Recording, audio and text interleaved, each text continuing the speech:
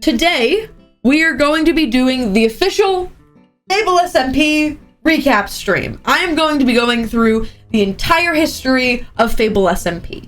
If you have ever looked at Fable and said, oh, that looks really cool, but that's a lot of lore, and I don't know if I have a time commitment for that, this is your chance. This is absolutely your chance to get caught up, to be able to watch the finale live. The finale is coming out May 17th, so in 2 days. At 4 p.m. PST is the final finale of all of Fable SMP. It is the end of the series. We've been planning it for over 3 years. Be there or be square. And many of you, I know, really want to watch it live, but you might not be caught up to where we are currently in the lore. So my job today is to go through everything. So if you have ever been interested in watching Fable, even if you know nothing, you can watch this video or this stream and get the entirety of everything that's happened. And we are going fairly in detail. There's a lot of resources out there of different ways to get caught up. There is a wiki, there is summary videos, there is the recaps, there is abridged, there is the summaries in the Discord, there is the VOD playlist, there's the major lore playlist, we've made a lot of different ways for you guys to be able to get caught up. But this one, theoretically, is going to be the most concise. Everything up until, except for like the 2 or 3 streams we have until the finale. So yeah, chat, are we ready? Are we ready, gamers? There's so much to go through. But yes, it's going to be a lot more in-depth than even the summary videos on my YouTube. The summary videos still absolutely get the point across. Fable SMP in 15 minutes or less, and then Season 2 in 40 minutes or less.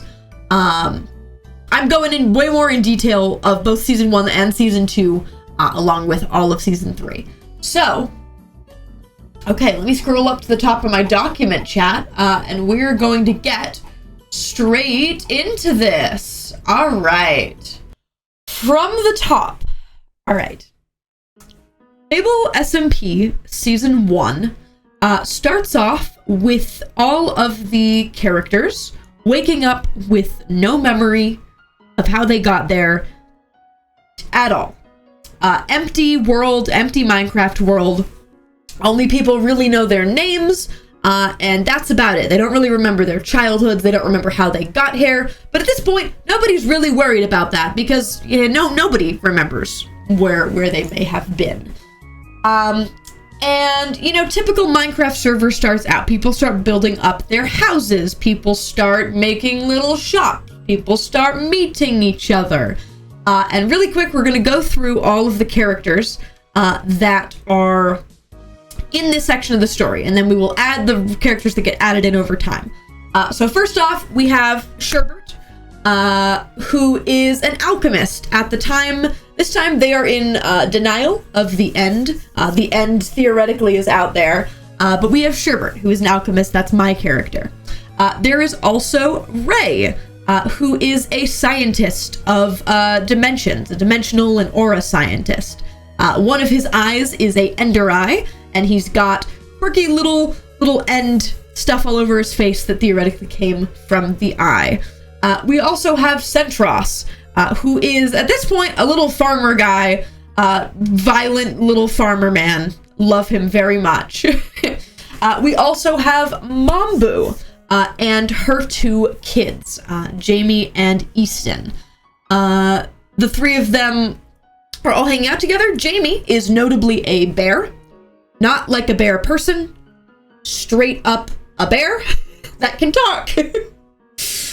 And at this point, Mambu and Sherbert are dating. They are, you'll see specifically what I mean, but they are together at the start of the story.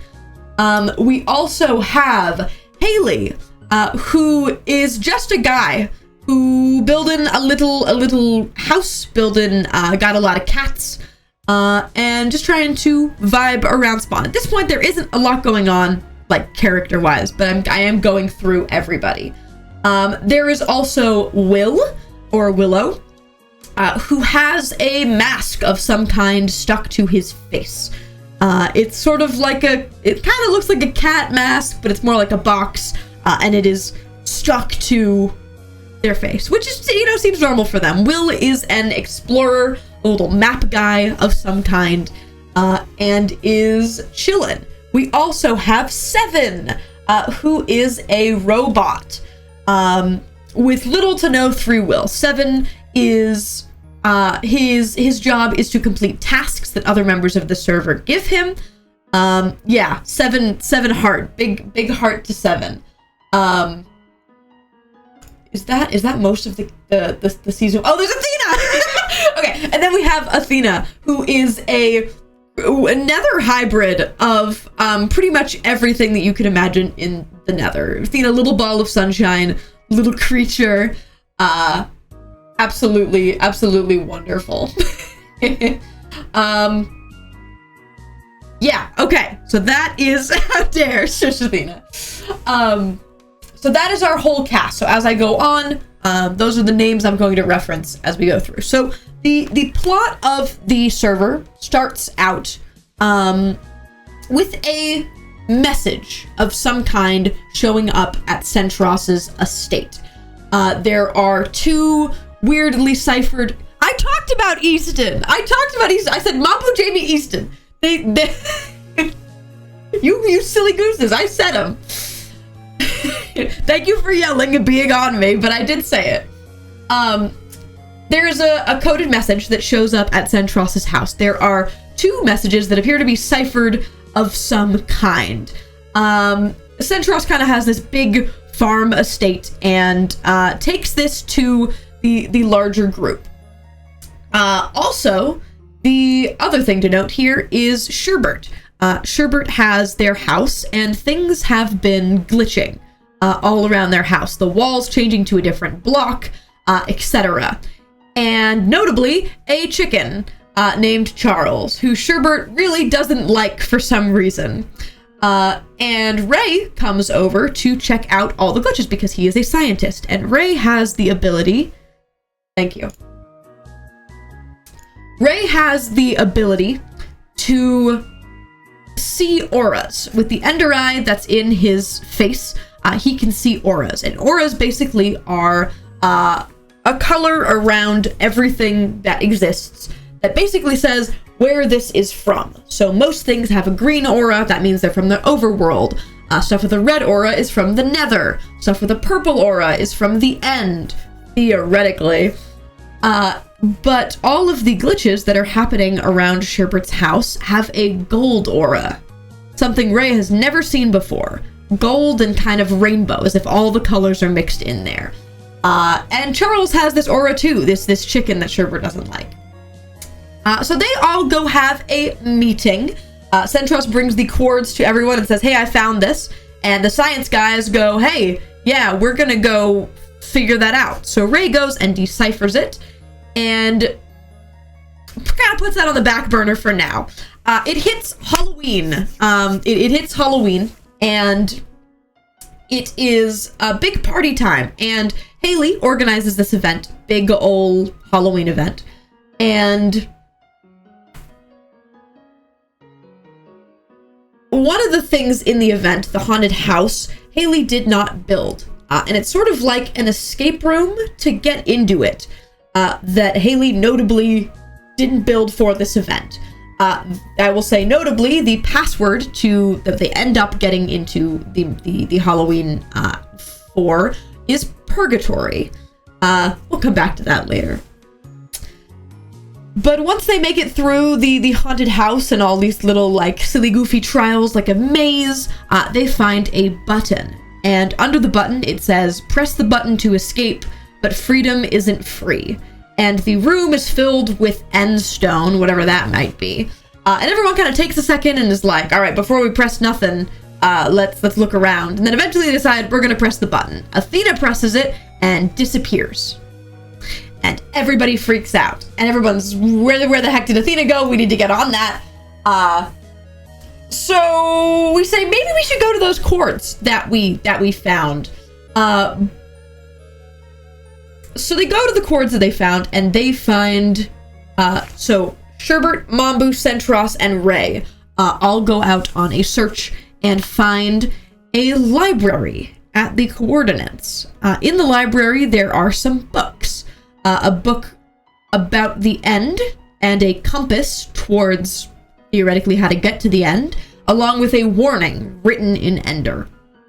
So they take that back, and they basically start figuring out that Athena is definitely in the end, and that's where they need to go. But there's a little bit of fluff here, like Seven go builds a house. Sherbert and Mambu go on a date to Soup, which is like a restaurant that Sherbert built. Sherbert builds Mambu a whole garden, and then takes Mambu to go see it because Mambu's a little plant lady. And when they get there, it's all glitched and wrong and burning and nether, and Mambu is very confused. They also figure out, Ray and Centros, that Ender Eyes go into these portal frames, which have been popping up around Spawn in these various endstone spots. Eventually, everybody says, let's go to the end. So they go to the stronghold, they get to the portal, which is open. Yeah, the portal's open. And everybody goes into the portal. When Sherbert goes through, they go somewhere else before they show up in the end. A big white room with a bunch of doors or portals. No idea what that's about, but then they wake up and they're in the end. And there's a dragon.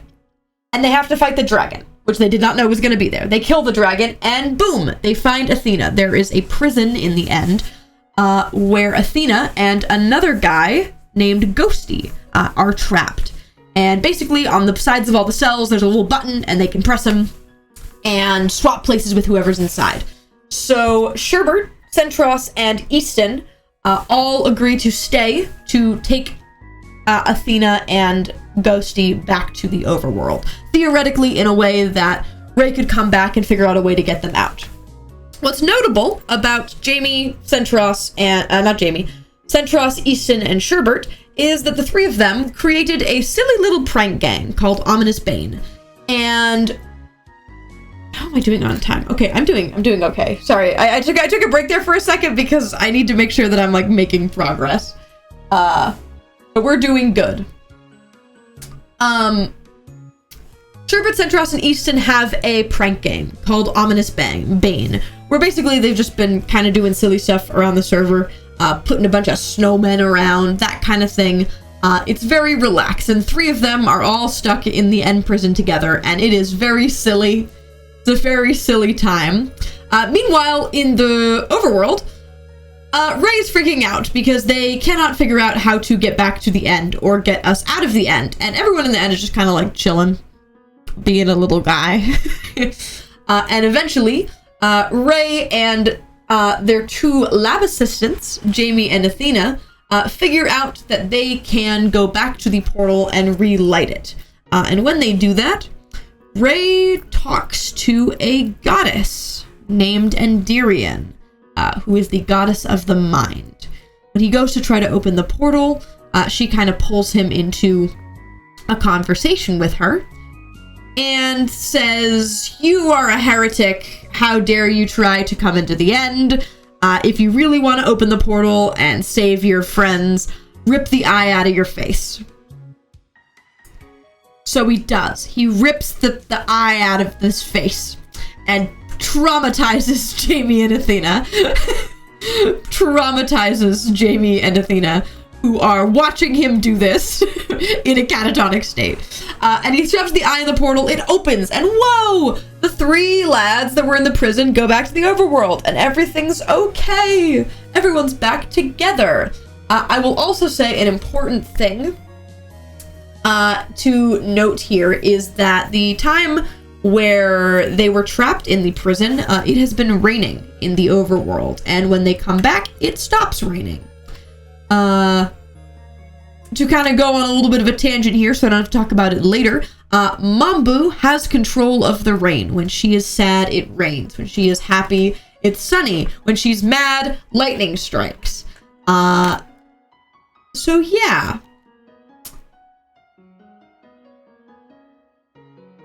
Everybody's happy, theoretically. Theoretically, everybody's happy. But something's off. The three lads who went to the end, Easton, Centros, and Sherb, are a little bit purple. a little bit purpley for some reason, and have a little bit more tendencies to do a little bit of crime. There is a massive tree in the center of spawn in the server. That is Mabu, Jamie, and Easton's like family tree that they planted. And Sherbert totally goes and just like steals some of the wood from it. And that is like, yo guys want to burn it, so they burn the wood. And this starts up a string of crimes that these three are going to commit because of corruption. Basically, Endirion has affected their minds while they were in the end to have basically a higher tendency to do more extreme things that they wouldn't typically do. AKA arson, crime, murder, etc.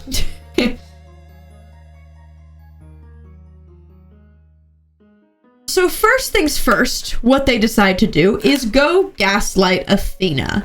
Or mainly Sherbert goes and decides to go gaslight Athena. They go and fill Athena's house with snow, which is not very good for Athena's well-being, as they are from the Nether. And Sherbert basically just starts gaslighting the heck out of Athena, saying, oh, we're friends, we're such close friends. You wouldn't tell anybody about our little prank gang, would you? No, we're just having some fun. Don't worry about that it's hurting someone else. Etc, etc, etc. They also find a note that was left in Athena's mailbox saying something about Athena being the child of destruction. We'll come back to that. Meanwhile, Ray and Jamie go out and about and find a temple out in the middle of the wilderness where there is murals of the three major gods. Let's talk a little bit about the three major gods. We have Fable, the god of creation, who is tied to the overworld. We have Netherim, the god of destruction, who is tied to the Nether, and Endirion, the goddess of the mind, who is tied to the end. And while they're there, they find another library. Let's talk about libraries. Over the course of Fable, we will find a lot of libraries and a lot of books in them. To kind of skip to the point, the libraries are pieces of the, and relics of the Akashic records. A giant library filled with books of everything that has ever happened. And throughout the story, the characters find many of these libraries and tells them about the world or things they didn't know before, etc. And in this library in particular, in this temple, which is the Temple of Creation, which is to Fable, they find a book called As It Will Be. That seems to be some sort of prophecy, a future book about something that's going to happen, and basically describes that Athena is going to die at the hands of the corrupt. And they kind of freak out about it. And while they're there, a guy shows up. A weird, floaty guy who looks a little bit like Sherbert. For now, we will call him Sorbetquake. But he is more than that, and he begins talking to them in a language they don't really understand. And they say, well, I don't know what you're talking about. We are gonna dip. While that's happening, we're back to the evil guys. They blow up Ray's lab. Mainly. Sherbert is giving away really bad potions to Ray and to Will that do the opposite of what they're supposed to do, helping them. And just kind of overall, all over the place, that kind of thing. They build a new headquarters further away from spawn and get a bunch of stuff from Endirion. Centros, notably, goes back to the end. Why are we sad music? Goes back to the end and actually talks to Endirion. He finds the Temple of the Mind, the same type of temple that the Temple of Creation was, except it's in the end. And Endirion says, hey, yeah, I'm totally corrupting all these people, but you seem like you want to do this without corruption. Do you want to do my bidding?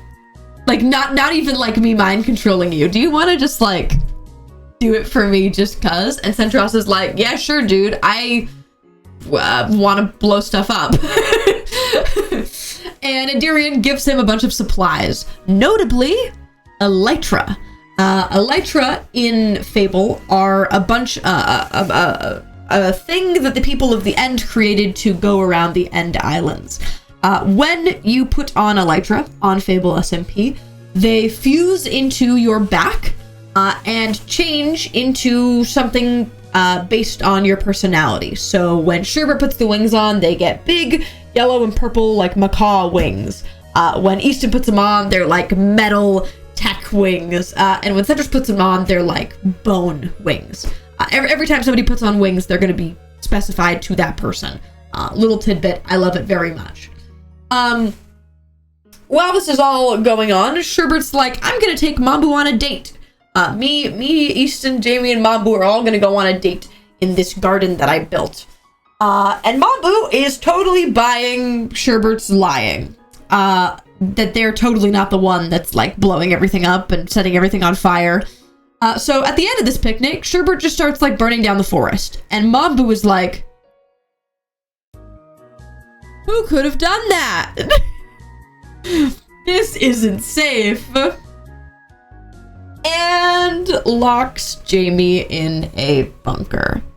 And says, I'm Mambu, not Mother Slay.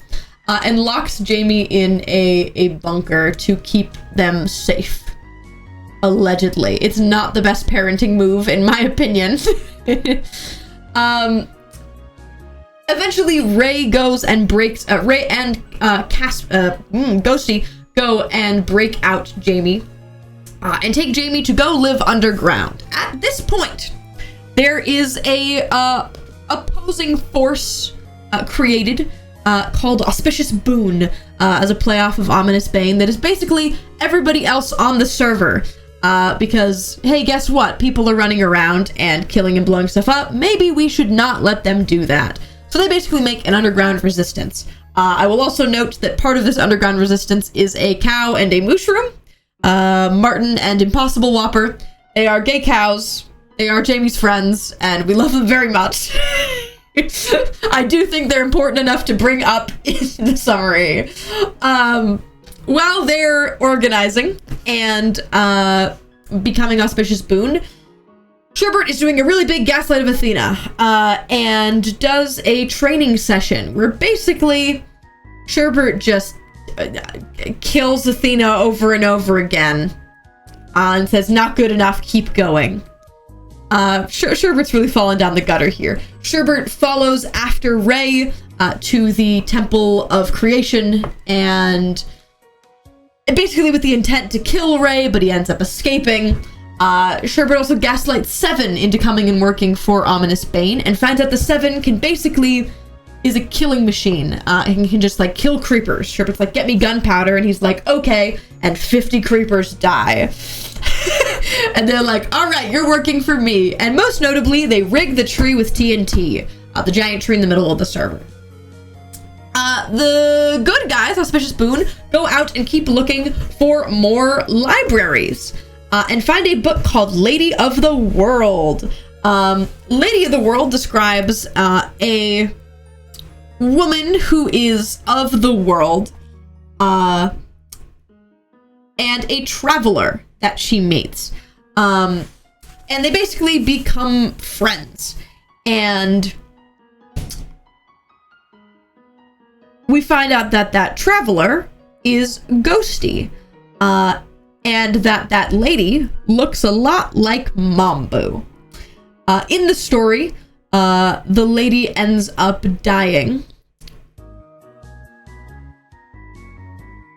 And to kind of give a little bit more context on where we're at here, the lady ends up dying, and the traveler ends up going to the End, trying to seek a way to bring her back. And that is how Ghosty ended up in the End prison. He went to the End to go search for a way to bring back Mambu,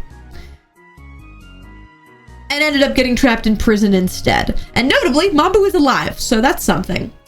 There's a lot of libraries here. Will and Seven go off and find a library, and Sherbert goes and intercepts them, but gets thwarted. Sherbert is really bad at successfully killing people, by the way. At this point, Athena realizes, hey, Maybe these people that are gaslighting me and keeping me underground aren't the best for me, and runs away. And Sherbert is very upset about this. So in rage, they just kidnap Haley. They kidnap the next person they see, and it happens to be Haley. Sherbert's really grasping for straws here.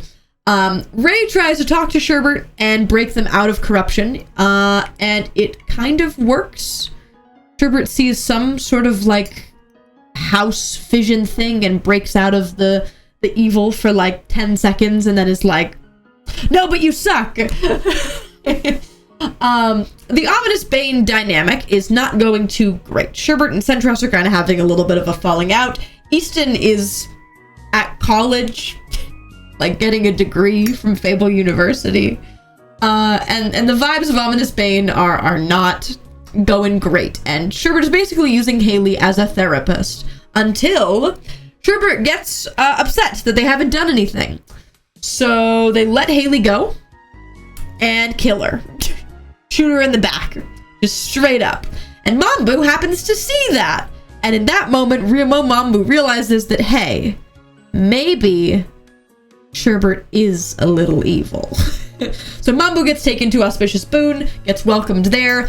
And then pretty much everybody fights. People are still blowing stuff up, and then they all do a big fight. Hello. Hello. What an opportune time to I know, I just talked about killing you. I watched you. I'm alive! You're alive in real life. Yes, that's true.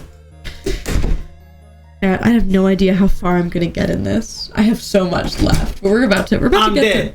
Fuck you. We're not there yet. We're gonna get there. People are still blowing things up. There's a big fight between Auspicious Boon and Ominous Bane that ends with Sherbert splashing a potion called Mind Medicine on Ray, which basically causes temporary corruption. But for Ray, it just causes Ray to go talk to Endirian, at which point Endirian is like, you suck. At this point, people start figuring out, hey, maybe we should figure out how to uncorrupt these guys. So they do a little bit of science. They do a little bit of testing on Ghosty and on Jamie and find out that, to some degree, soul bonds have something to do with this. Soul bonds are strong connections between two people, and theoretically, they have something to do with uncorruption. At this point, Seven swaps sides. Seven realizes a little bit of free will and goes, maybe I shouldn't be blowing people up and killing them. So he leaves, rightfully so. Sherb's kind of losing their mind a little bit. They go yell at Endirian because Endirian won't talk to them. Endirian will notably talk to Centros all the time and talk to Easton, but not talk to Sherbert, just cuz, and that's really pissing Sherbert off. It is at this point that Seven, who Sherbert does not know has switched sides, rolls up to Ominous Bane and is like, hey, I found Athena. And Sherbert's like, for me? For me? Take me to them. So Seven takes leads Sherbert to Jamie's house and leads them down underground and says, hey, can I borrow your pickaxe? I need to break a block so we can get to where Athena is. And Sherbert's like, yeah, sure, here's my pickaxe. And it was a ploy. It's a prison. So Sherbert goes down the ladder, sees Athena, chases her in, and then Athena disappears, gets an end pearl stasis chamber, and ends up trapping Sherbert in a box with no pickaxe. It was a ploy. And Sherbert then has a terrible time in prison. A bunch of people come visit him and are like, you need to stop doing this. And Sherbert's like, I don't care.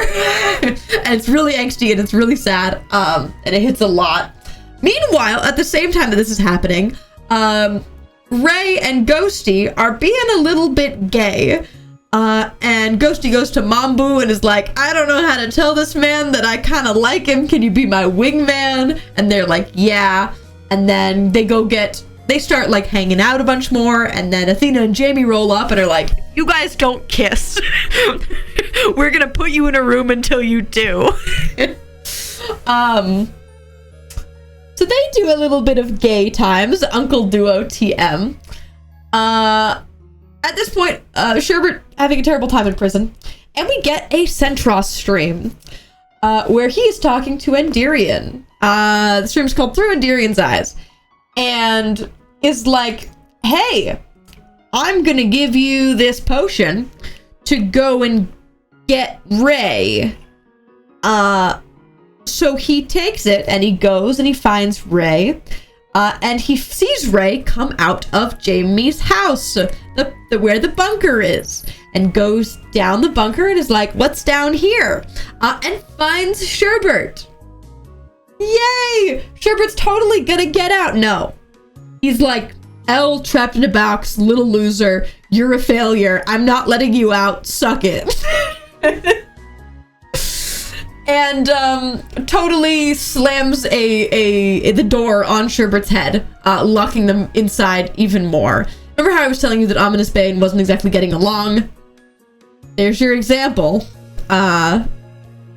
First ever scar for character Sherbert. Sherbert's a little bit broken after that. At this point, they figure out, all right, it's something to do with soul bonds. We got to figure out how to uncorrupt him. So Ominous Bane sets up Auspicious Boon sends Mambu to go down and talk to Sherbert, and Jamie and Easton have a little confrontation where basically Easton is about to like hurt Jamie and like breaks Jamie's leg a little bit, and then realizes, oh no, I didn't want to do that. That's my sibling. What the heck am I doing? Oh my god, I've been corrupted. This is terrible, and runs away, but uncorrupted. And Mambu goes into the cell with Sherbert and is like, you need to pull yourself together, and chugs a potion of mind medicine that causes Mambu to go corrupt. And Sherbert's like, wait, no, that's my girlfriend. Hey, stop that.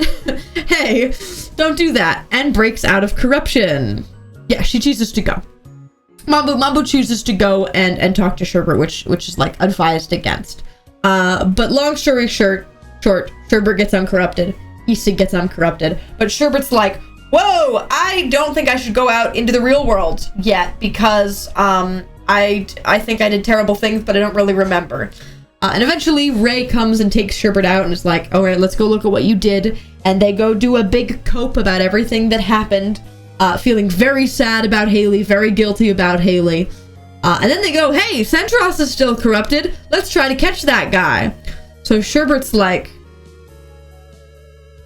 okay, Sherbert notably doesn't remember anything from when they were corrupt, notably. And is like, yo, I got a plan. I think we could lure Centros into the prison if I tell him that I found something down here. So Sherbert goes down and gets Centros and is like, yo, dude, it's me, corrupt guy. I totally found something real cool. Just follow me. And Centros is like, uh-huh. So Sherbert leads Centros down to the prison. And when they get down there, Sherbert remembers that he's totally been down there and there's a prison down there. And Centros is like, what are you doing, Sherb? And they're like, oh no, this isn't good. This is not good. This is gonna go bad. And Centros is like, get in the box again. Sherbert's like, I don't wanna. And then Ray rolls up and basically rescues Sherbert. And Centros is like, yeah, I'm not even corrupted. I'm literally doing this of my own volition. Indirian isn't even telling me to do this. I'm gonna go blow up Sherbert's house. So he goes and blows up Sherbert's house, which is rough. And then he's like, I'm going to the end. And goes to the end. And while he's in the end, he does some questionable stuff. And we'll come back to that, but he kills a lot of people in the end. And eventually, after everything kind of dies down, Sherbert's like, I want to hold a funeral for Haley. So they hold a funeral for Haley. And Centros gets wind of this funeral and is like, I'm gonna blow them all up. So he re-rigs the tree, which got unrigged when Sherbert remembered that the tree was rigged and took it down. So Centros re-rigs the tree. And they basically go through the whole funeral. And it's very cool. Very epic. And then kind of in the last little bits, Centros flies down and is like, yo, and everyone's like, what are you doing? What are you doing? Please don't do that. And he's like, you see this button on the tree? Suck it, losers. and everything blows up. Maybe? And that's the end of season 1. Da da da da da da. That's the end of season 1. Yippee, yippee. All right. Let's take a breather, chat. Let's take a little bit of a breather. We're gonna move on to season 2. I have a lot more written for season 2. I think I'm gonna try and speed through. I'm not gonna talk about everything in here. Because that's the shortest season and is 2 pages. I still have 14 pages. You're making good time? Theoretically, yeah. Like, if the seasons were the same length, that's good time. But season 1 takes up 2 pages of my notes. Season 2 takes up 7. And season 3 takes up another 8. All right. So let's move on, chat, to season 2. Let's take a breather. I'm gonna take a little slurp. And we're gonna skip over some stuff that I have in here. Okay, yeah. So, last where we left off, everybody like 50 minutes thanking subs. That's true. Okay. Last where we left off, everybody got blown up. But when season 2 starts, everybody wakes up again. With no memory of how they got there. Or how they know each other. Or really what's going on. With nothing in their inventory. And it's really weird. Except for one person, Mambu, who wakes up with all of her memories. And she starts saying stuff like, oh crap, it's happening again. I can't believe this is happening again. This sucks, this sucks. And she goes down underneath the tree, and there's a special little room down there filled with books of diaries talking about times the world has reset. And bonks her head and forces herself to forget. She comes back up to the surface and is like, wow, I don't know where I am. Crazy that just happened. What's going on? And she's now on the same page as everybody else. There's also some new people that roll up. Notably, we have Ven, who is some sort of little writer guy who we'll get back to properly in a little bit, but is from the time there was a war in the world of Fable. There is also Chaos, who spawns in and falls from the sky. Chaos has a little bit of a creepy aura about them. And by that I mean they don't have an aura, which is very weird because Ray has never seen that before. There's also Axe, who Ray finds in a cave, a little Olm guy, who's like, this is my cave, I've been stuck here for a long time, who are you? And Ray's like, I don't know who I am, who are you? And while they're meeting Axe, Ray ends up running into one of the rooms from the Auspicious Boon base. Which notably should not be there. Notably has a gold and rainbow aura. And when Ray sees that, Ray remembers the last season of everything that's happened and goes, what the heck, why am I alive? We all blew up. Let's shift gears. We also see Centros. Centros, after he presses the button, gets teleported out of the area to a tiny little bubble somewhere with Endirian. And they basically realize something's happening. And Endirian's like, I don't know what's happening. But for now, until we figure it out, you're gonna go spy on what everybody's doing, okay? You're gonna take this mirror and hand Centros a mirror and says, it'll keep you hidden, for sure. And go make sure Athena's okay. And he's like, got it, boss.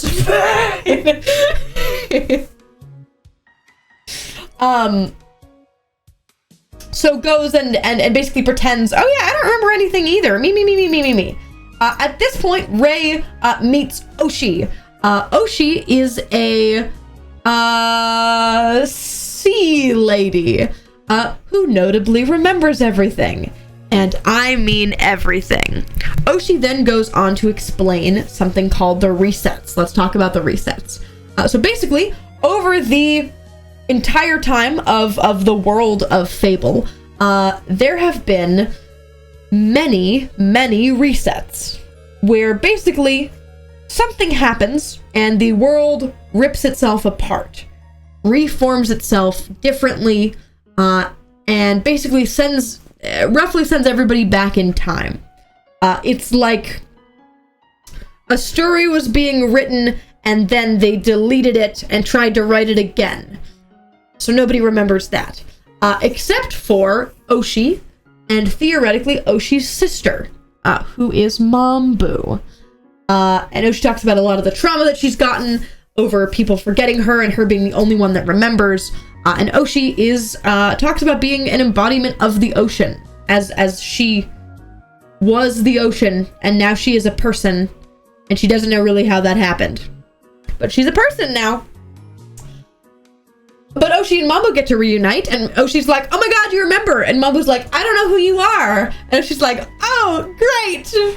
That's cool. Over time, people are spawning in. I'm not going to go through everybody, but everybody's spawning in at different intervals, etc. And people are spawning in different intervals, and people are getting memories back over intervals. People are running into things that remind them of things that happened last reset and are getting their memories back. Notably, Ghosty doesn't remember at first, and there's some very big angst between Ghosty and Ray. But then Ghosty remembers, and then they reunite, and they do a little smooch, and they're gay, and we love them. There's also Galahad, who Centros finds in the Nether, who is a Nether Knight of some kind, and they kind of bond a little bit. And at this point, Ray figures out that Centros, point A, Centros just tried to blow everyone up. What the heck, I don't like that guy. Why is he hanging out with Athena? But Ray and Centros basically make a truce and say, okay, we're gonna work together. Fine, because neither of us know really what's going on. We're gonna go find Endirian and figure out how to talk to her. And I guess we're gonna work together. So Centros goes off and finds his childhood estate in the middle of nowhere, all gold and glitchy aura'd. And basically, they find a secret cult room in Centros's childhood estate. And finds out that Centros's parents were cultists for the End and Endirian, that were obsessing over making Endirian a vessel. Let's talk about what a vessel is. In Fable, there are many gods, and gods can't ever necessarily really die. They get husked, and their powers go other places, but gods can make vessels. It's basically a Horcrux, where they say, I'm gonna take a piece of myself and put it in this person, so that if something happens to me, there's a person there. And this cult that Centros's parents were a part of were dead set on finding a vessel for Endirian, so that if something ever happened to Endirian, that the end wouldn't fall and there would be a vessel. And they find out that Centros was totally gonna be one of those people. And when you try to put the piece of a god in someone, 90% of the time, it's too much and they die. So basically this cult had killed a bunch of people because they were injecting them with god juice. It wasn't working great. And Centros finds out that he was totally gonna be on that list until something came and destroyed his estate. That something was 7, actually. But we'll eventually come back to that. There's a lot of fluff now. There's a bakery. Sherb and Centros. Sherb doesn't remember, so they go raid a bastion together. Will and Axe go fishing. Nature Fam has a picnic. Sherbert and Athena go make potions. Sherbert figures out that they can make a bunch of potions that aren't naturally in Minecraft. Like potions of haste by putting a piece of coal in a potion, etc. And Ray puts the ender eye back in his face. He does a surgery, puts the eye back in, and then Sherbert takes Ray's other eye, smashes it, and shows that in a potion, which is the first of many times that Sherbert will just shove stuff in potions. Then we start doing a big repeat of history. Mambu goes and makes a safety bunker without knowing that she's doing it again. Sherb and Easton want to go remake a prank gang that they totally come up with out of the blue. They're like, we should go make a prank gang. Sherbert remakes soup but calls it fruit. It's the exact same build, but it sells fruit this time. Jamie remembers little bits of things when, like, the bunker's getting built. And Sherb and Easton, as part of their prank game, spawn a wither. Let's talk a little bit about the wither.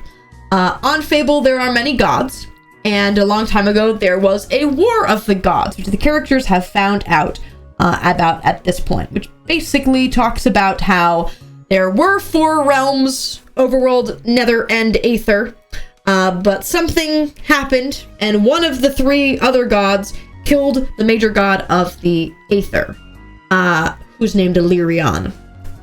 And after that, kind of war broke out between all the realms that left every realm kind of in a stalemate, a terrible, terrible stalemate. And one of the gods that was taken down, Netherum's partner, is Sol, who is the goddess of souls. And she gets cursed into being the Wither. So basically every time that you spawn a Wither in Minecraft, you are spawning a piece of Sol's identity so that she can get killed over and over again. Isn't that great? So Ray finds out that Sherb and Easton spawn a Wither and is very upset about it, and Sherbert's like, oh dang, I think I messed up.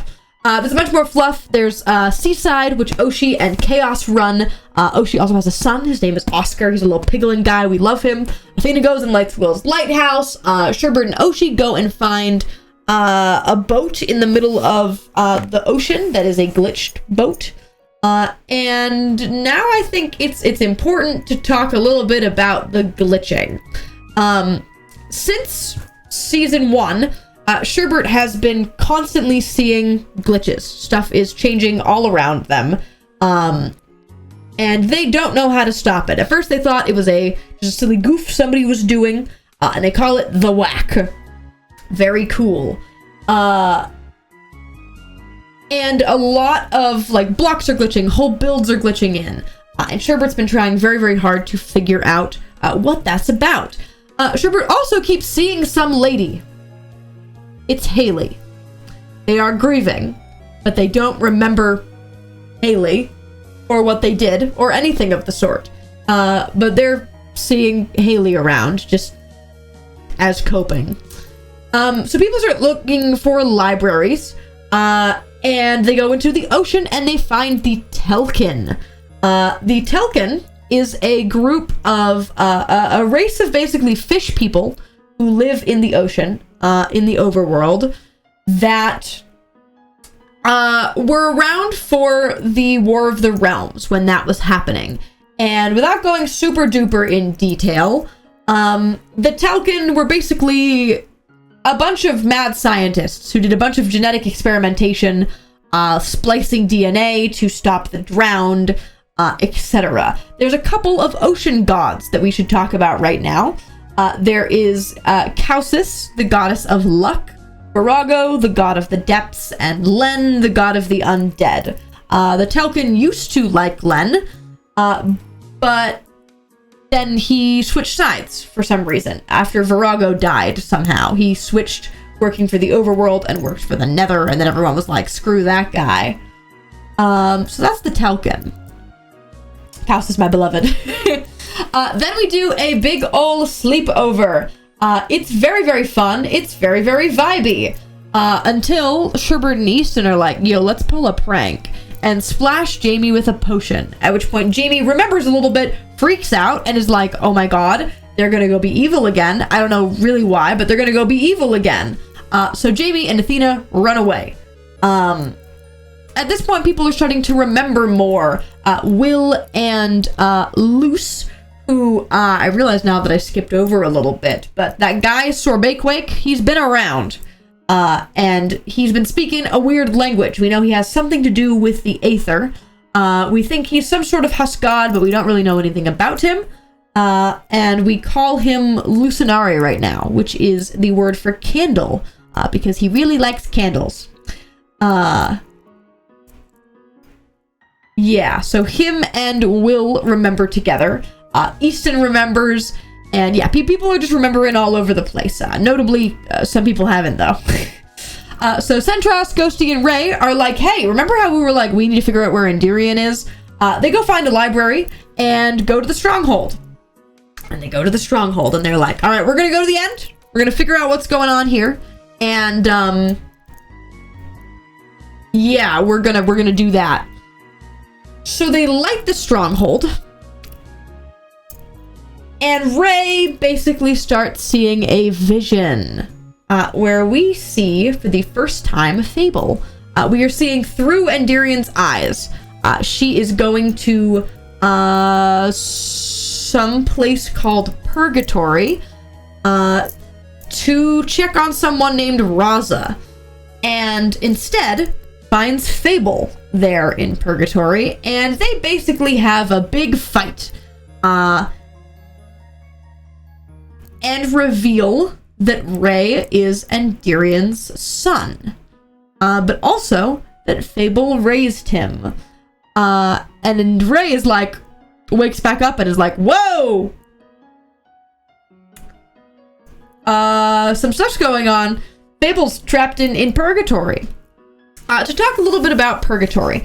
Purgatory is the realm of the dead on Fable. When you die, you go to Purgatory. It used to be the Aether. When you died, you used to go to the Aether, and it was this big old library of the Akashic Records, and, all of the souls of the dead were there. But after Illyrion died, the Aether fell and became Purgatory, which is kind of like a middle ground for the souls of the dead. It's still the Akashic Records, but yeah. And we find out that Endirion had trapped Fable in there somehow, and that's where he's been for a really long time. Him and all of the Akashic Records. And theoretically, he was supposed to be locked in a box, but somehow he got out of the box. So when Endirion rolls up, he stabs Endirion and is like, suck it. And she gets trapped in a box. Yeah, she gets trapped in a box. So Ray wakes up and is like, whoa, what the heck? Freaking out a little bit. And Centros is like, I'm still gonna go to the end, not gonna lie. So he goes through, and Ray and Ghosty stay behind and are like, all right, let's go calm down. And Centros goes into the end and gets stuck there. Properly stuck in the end. Pretty soon after that, Sherbert has a dream. In Purgatory, where Fable walks up to Sherbert and goes, hello! I am your father! You are my child! Sorry I haven't been there. I've been trapped here and I couldn't talk to you. Can you please get me out? And at this point, Sherbert realizes that they have been, at the start of each reset, Sherbert has had a book delivered to them that just said the words, release me. And they realized that was totally from Fable, trying to contact them to let him out of Purgatory. Somehow, how do we let him out? We don't really know yet. But that's Sherbert's dad. And Sherbert and Ray run to each other and they're like, oh my god, we're cousins! Oh my god, I can't believe it! Oh my goodness! So they make the archives. And remember that mirror that Centros got back from Endirion forever ago? They're like, we're gonna put all the books we find in libraries in here and the artifacts we find, aka the mirror called Perix. So they dump that in there. Athena and Jamie are still missing at this point, and people are out there looking for them while they are ran away. Athena is, at this point, realizes and knows that Athena is the child of Netherim and Soul. And is actively trying to figure out, hey, how do I cure Soul of being the Wither? But in the process of that, pricks themselves with a Wither arrow and gives themselves Wither sickness, which we'll come back to. Basically, a bunch of people are out searching for Athena and Jamie after they've run away, and Sherbert and Ray, instead of finding them, find a weird house glitched in with a gold rainbow aura and also a little bit of dark blue. There is a note there with a note in a language of some language. that is ciphered, and we don't even know what the alphabet is yet. But this is just another add-on to all of the glitches that have been happening around Sherbert. Got back in time with my ice cream just in time for my terminal illness. Thanks, Athena. You're so real for that. But yeah, the glitches very much still happening. While they're out looking, Caspian and Mambu find an old village that they found back when they were chilling together in the time of when the Lady of the World was written. They also, let's talk a little bit about Ghosty / Caspian's memories. So we find out that Caspian or Ghosty went to the end to go and bring back Mambu. And we also find out that in order to get the information, he had to trade some of his memories, basically. So he has had weird, funky memory problems. And with Saraza, who is the... Oh my god, what's Saraza the god of? Saraza the god of memories?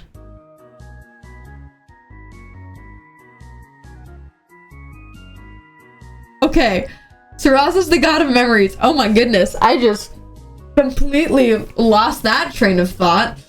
But then he made a deal with Saraza to basically give his memories for the information. The information didn't even end up helping him, and then they also threw him in jail.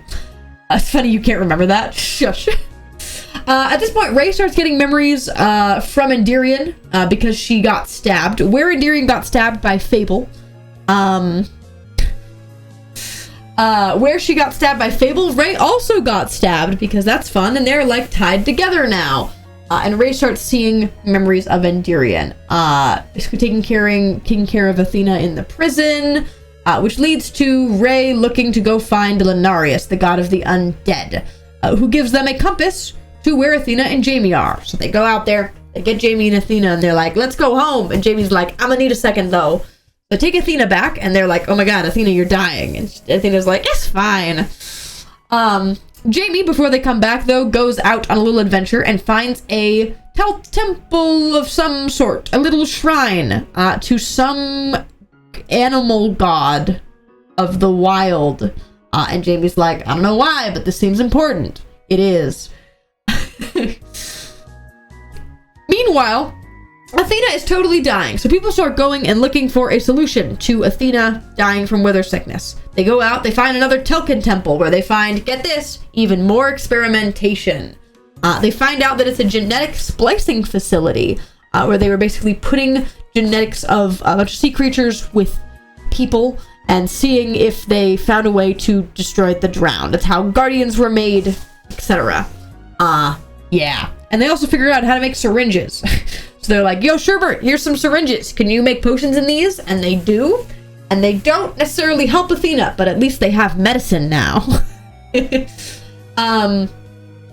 Now that we're back from the end, though, people have wings again. So Ray and Athena start reverse engineering, making elytra for everyone. And while they're doing this, Ray sees something that isn't really there. And when they look at Athena working on the wings, Athena is all withered up and like dying. And Ray's like, what the heck? Oh no.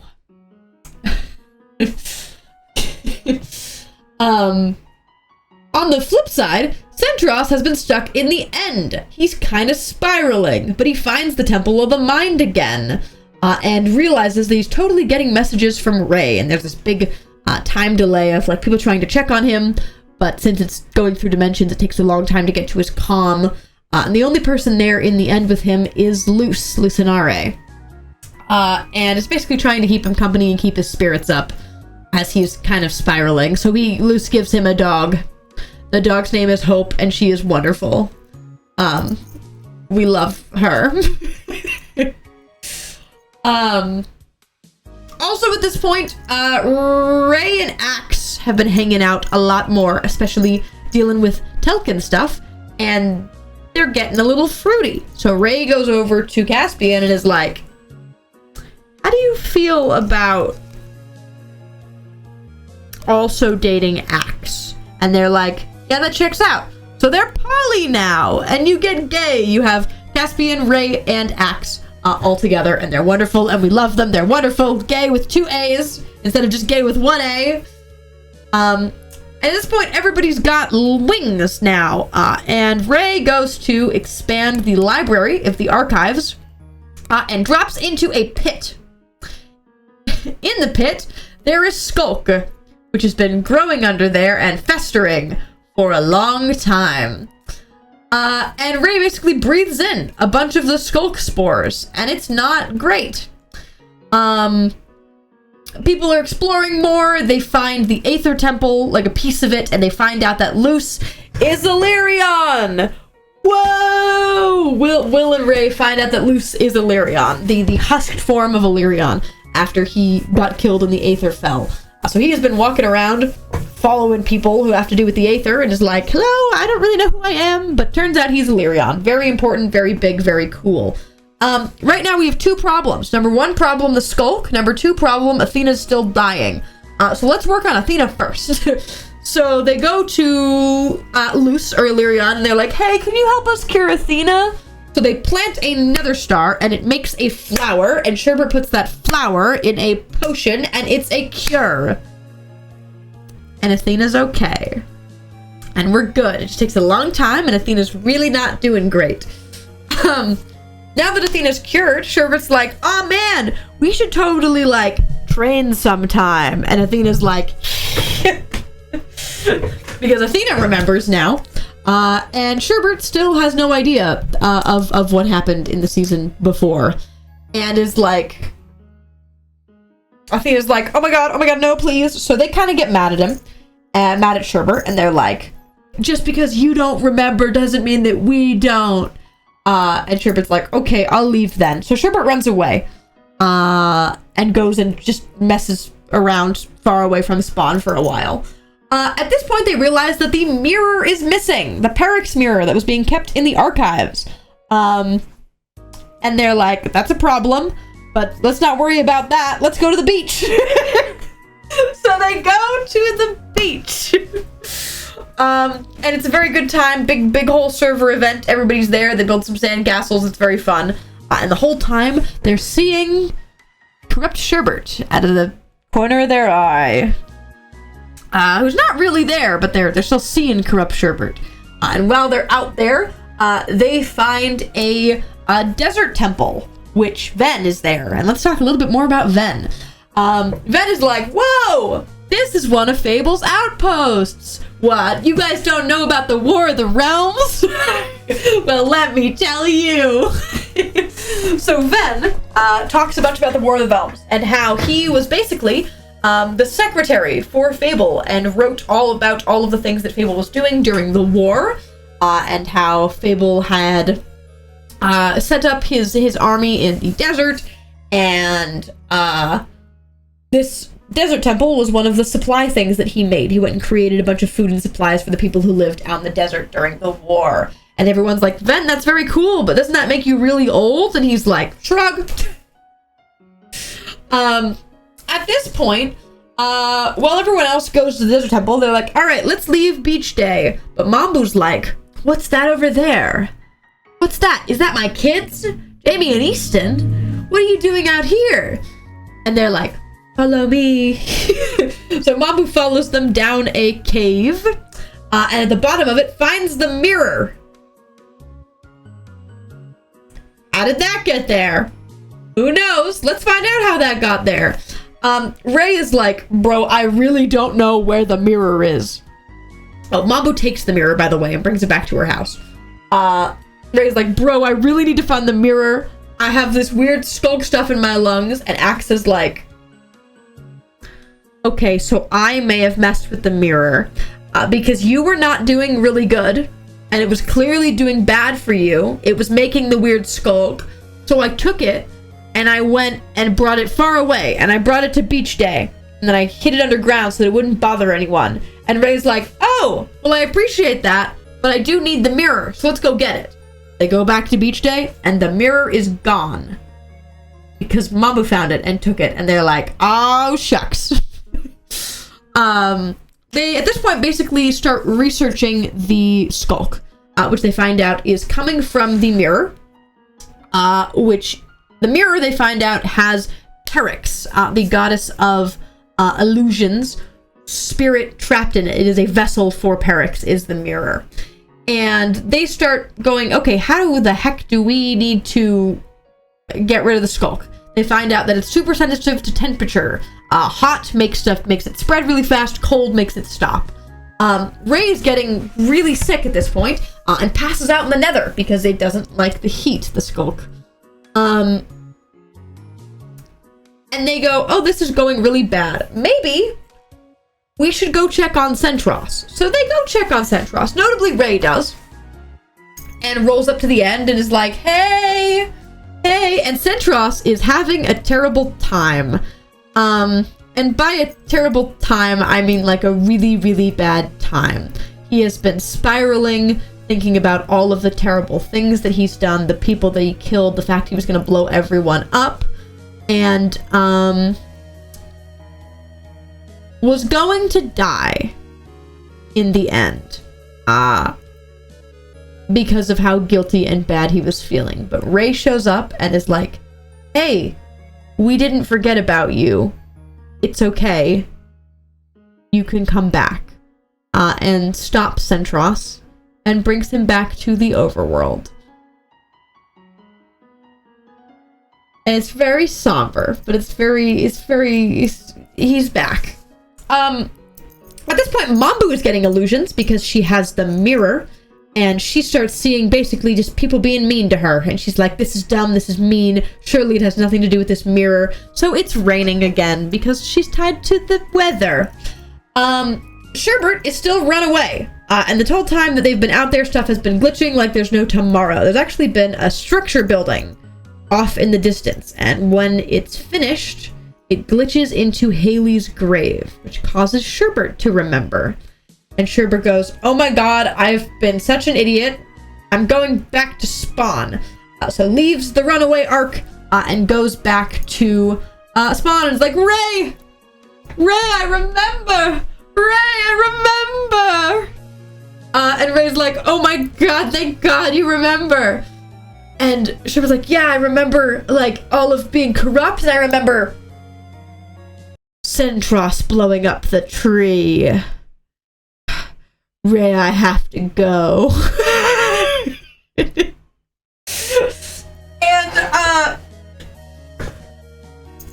Centros is now back from the end and is like, oh hey, Sherbert remembers? I should probably go apologize to them. At this point, Centros has been on a full redemption arc. The entire time through this season, he has been redeeming himself and apologizing to everyone. The way he's done it is like throwing his sword down in front of them and being like, I did terrible things to you, you can hit me if you want. And everyone's like, I'm not gonna hit you, you stupid idiot, calm down. You're fine. And Centros is like, alright, I better go apologize to Sherbert. And Sherbert is like, I do not accept your apology. In fact, I built a prison. And you're going in it.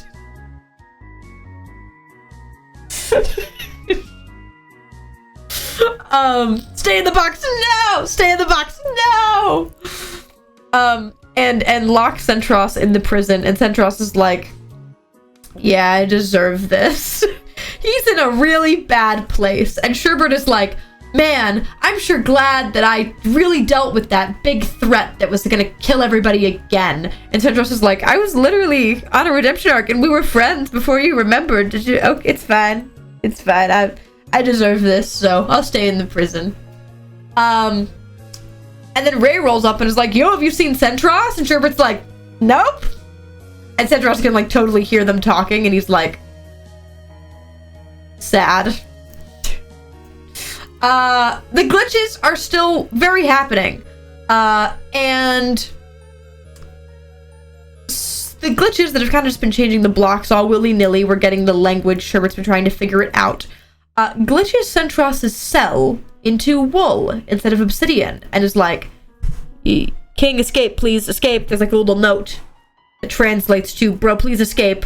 Why are you doing this to yourself? And he's like, no, I deserve this, and he stays in the prison.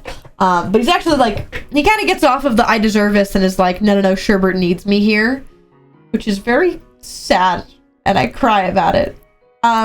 Meanwhile, something's destroying the town. Stuff's getting broken, and Ray's fox is dead. And turns out it's a warden. There's a warden. And they're like, that's not good. So they're like, let's figure out what this thing is. So they go to the end again, and they find the Aether Temple there, and Illyrion's like, yo, what's up, guys? I remember being Illyrion now. And they also find a dragon egg. And Jamie is like, I'ma yoink this thing. This feels like for me. And then Jamie grows horns. Or he starts growing horns. And everyone's like, okay, moving on. Jamie and Athena also get to be gay. About right now. About right now is when they're like, maybe we be a little fruity, maybe? So they do. Sherbert tries to help Ray out with the skulk and like making potions from it. It doesn't really work. Sherbert also... Okay, so Sherbert... This is not important to the main plot, but I think you guys would destroy me if I didn't bring it up. Sherbert interacts with a being named Swipin2, aka Rakai, who is kind of like a menace to the server and is just like gone around and just kind of messed with people through all of season 1 and season 2. And Rakai tries to give Sherbert like a diamond as a funny, and then Sherbert's like, oh, this is engagement, and Rakai's like, sure. Also, this is our Ravager's son, Rodney. This isn't like the most important thing, but it does happen, okay? And Rakai and Sherbert get engaged, and they have a Ravager son named Rodney. It's one of the crack episodes, but it's great. I love Fable SMP, guys. I love it. Okay.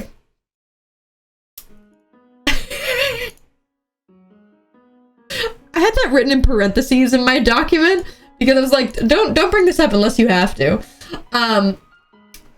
Mambu is still seeing illusions. It's getting real bad. And she's like, I think this mirror has something to do with it. So she leaves Spawn and is like, I don't want this thing.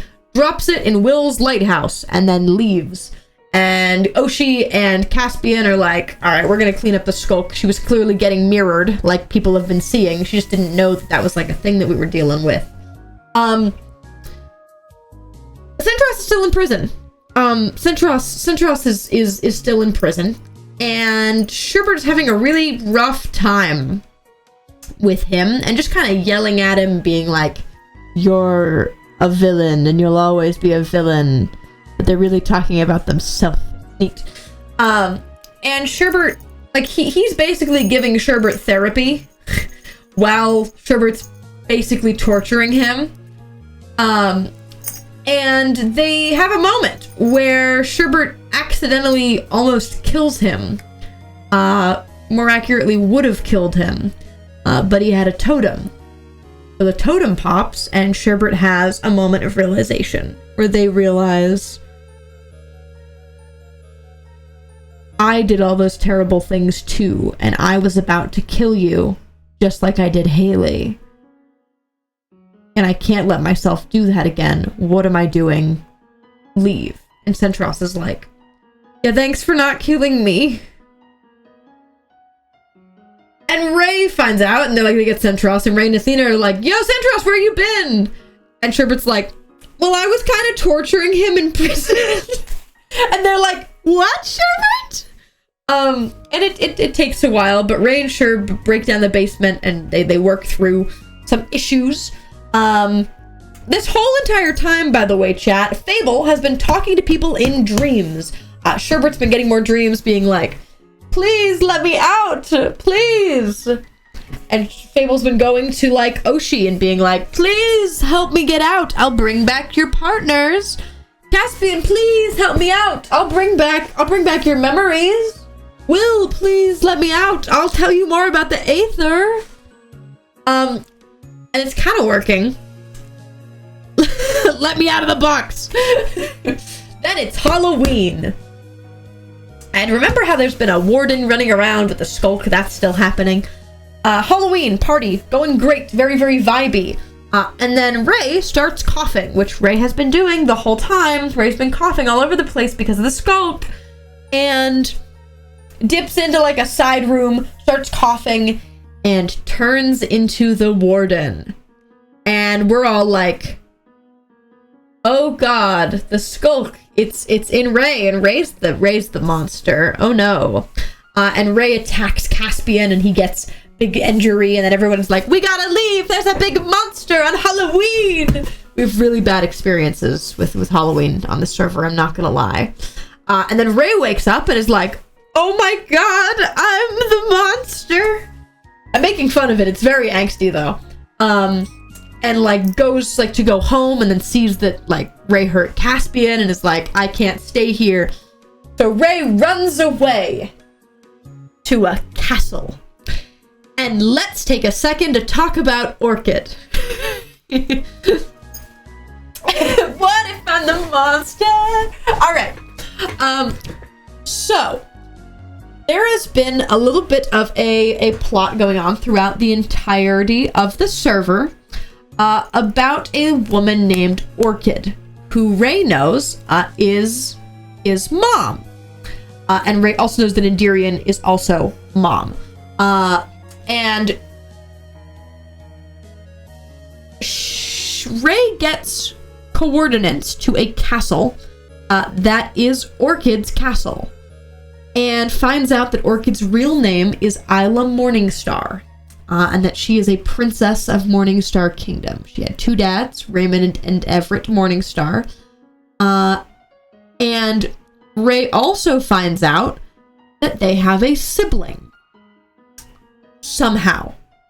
Don't know anything about them though, but while living in Morningstar Castle, Ray finds out a bunch about Isla's life, and finds like drawings of Ray and his sibling as kids with Isla, and the whole town is like destroyed, but the castle is lived in. And while they are out there, Ray finds some libraries and finds a dog, a little wolf in a cave, who Ray is like, you're going to be my friend now, and names the dog Void, and takes the dog home. Wow, what a cool dog. And takes the dog back home. And there's something else I wanted to say here. Oh, the whole time that Ray's been here, he's been sleeping in a cell, because the whole point is that he's far away from anybody, so that the skulk can't do them. So he's been locking himself in an obsidian cell every time he sleeps, because he finds out that when he sleeps is when he becomes the warden. And Ray finds another library kind of near the castle, and finds a book and reads it, and it says a name at the end, Vikesh. And when Ray says Vikesh, the dog, the little wolfy guy behind him, transforms from a dog into a person. It's the Artful Renegade! Well, the dog was a guy? I know. Who could have believed it? The dog is now a man. Who doesn't really know anything. He's like, my name will be Wolf, because I was a wolf. And him and Ray hang out a bunch at the castle, and Wolf is like, I'm gonna take care of you when you're the warden. Yeah. What else do I want to say on that specifically? Okay, Centros, back, Beauty and the Beast done right. Back at Spawn, Centros has now kind of recovered and gathered his senses and says, I need to go check on Ray. I know he went to the castle, so I'm gonna go check on him. So Centros rolls up and is like, yo, Ray, who's that guy? Who's that guy? And Ray is like, you can't stay here, you have to go back. And Centros is like, you literally have another person here. You're an idiot. I'm staying and helping you until you're ready to go back. You're an idiot. Shush, okay? Let me help you. And then we have Castle Trio. So for a while, Wolf, Centros, and Ray are going to be chilling at the castle doing some science. Sherbert is now also recovering from having Centros in the prison and is now trying to focus on the glitches, which have been increasing in number around their house. At this point, there's like 200 glitches that have happened. Blocks changing, stuff spawning in, builds spawning in. And Sherbert's been keeping track of it in a book of all the things that have changed. And ends up getting a name from them. Sherbert had kind of suspected that it's some sort of god was the one messing with all of the glitches and etc. But didn't really know what to look for there. But a bunch of the glitches end up spelling out a name. Quixis. And Sherbert, upon realizing that this is whatever entity is changing this name, sets up a wall in the back of their house called the Question Wall. And essentially makes it so Quixis can change the color of torches to answer questions. So Sherbert asks a bunch of questions and says, like, is Quixis your name? Put a yellow torch for yes, redstone torch for no, and soul torch for don't know or can't say. And starts communicating with Quixis and getting answers. That this is some being. Quixis did not necessarily cause the resets. A bunch of information about this. And also, Sherbert is spiraling on trying to bring Haley back to life.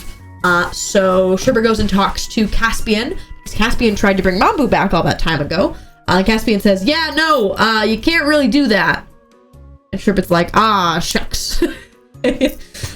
Meanwhile, Will is seeing bad illusions. Remember how the mirror got dropped there when Mambu left? So now Will's been seeing stuff and there's Skulk everywhere over there. And also gets a little guy. It's an ally, and his name is Oxrada. And he's Will's little guy. And we'll talk a little bit about the allies. Will finds out that the allies were native to the Aether. And were basically the, like, librarians for the Akashic Records, the library of everything that ever was. It was the allies' jobs to go get books and take them to souls, and then take the books from the souls and go put them back on their shelves. But there aren't many of them left because the Aether fell. So Will's got a little guy now. Athena has been researching the Skulk. Athena has been researching the Skulk, and so has Castle Trio, and they basically found out that the Warden responds to sound. So if you are quiet, the Warden can't really know you're there. He's blind. And they say, okay, we need to figure out how hard this thing can hit and how dangerous it is. So Centros comes back and is like, yo, Sherbert, can I get some potions? And Sherbert's like, yeah, are you okay, by the way? I'm really sorry for putting you in prison. And he's like, don't worry about it. Give me the potions. He's so chill. And also gets the update of Ray's totally okay. He's out there by the castle. He's working through his stuff. And Ray finally starts communicating with Axe and Caspian in a series of streams centered around a wonderful fan song named Call and Response that's very, very angsty of when they finally get back in touch with each other. And say, okay, we know enough about the Warden now. Because we fought this thing and Centros got hit really hard by it, but we know how hard it hits, we know how it works, we can go back to spawn safely. So they set up a cell at spawn, and Ray gets to come home and gets reunited. And also, who is this guy who looks a little bit dog-shaped? Who is he? And Ray's like, oh, this was a dog. This is my buddy. This is Wolf. And everyone's like, nice, welcome to the gang. And Ray ends up sleeping in a cell at spawn every night. So that the Warden doesn't get out and go around and kill people. Bunch of more fluff happens here. Oshi copes really hard about some of their past partners that they've had that they've lost in the resets. Jamie's egg hatches into a dragon, who Jamie names Iji. We love Iji. Garden Duo moves out and gets their own place together, makes a little gay house. Caspian and Oshi go out and find Mambu and bring her back after she's realized that they were totally illusions and she's doing a lot better. So they take her back, it stops raining. A whole second house, a replica of Sherbert's house, glitches in from Quixis for some reason. Who's to say why? Sherbert figures out how to decipher some of Quixis's writing, and more libraries get found. And notably, they find some stuff about that Ven wrote back in the War of the Realms. And Ven talks a little bit more about the War of the Realms and how Netherum's terrible because Netherum killed Illyrion and the Nether is evil. And so is the End because they were working with the Nether. If you were in the Nether, we hated them. We hated them. The overworld was so good. I can't believe Netherum killed Illyrion like that. And everyone's like, uh-huh. Uh-huh. Okay. I'll believe it when I see it. They try and make more skulk potions, but it goes wrong. And a Poblung stand blows up with Ray and Easton there. And they make more potions, but it blows up and basically causes Easton to get a really big skulk injury, and Ray transforms into the Warden, and there's a big hole in Sherbert's house, and it does not go well, and Easton is blind. And it's really not great. Which is rough. Meanwhile, Ven is being a little bit sus of Will, who has been acting sus because of illusions being happening, and skulked in. Will's mask is now all skulked up. And Luce, Lyrion, goes over to Will and is like, take this compass. Go on a journey. And Ven sees this happen and is like, I don't know what's going on, but I don't like it. I don't like it. So Centros goes and rolls up on Ven and is like, yo, why you being weird? Point A, stop saying bad stuff about the Nether. That's Athena's house, and Athena is very nice. Athena loves the Nether and is from the Nether, so stop saying that about him. Also, why are you spying on Will? It's just, you're being real bad. Stop acting sus. And Ben's like, sorry, man, I didn't mean to. And Tross is like, it's okay. I don't do violence anymore. And flies away. At which point, his skulk injury acts up. Remember how he got hit by the Warden back when they were testing at the castle? Yeah, it acts up, and he's mid-flight and crashes on Sherbert's doorstep.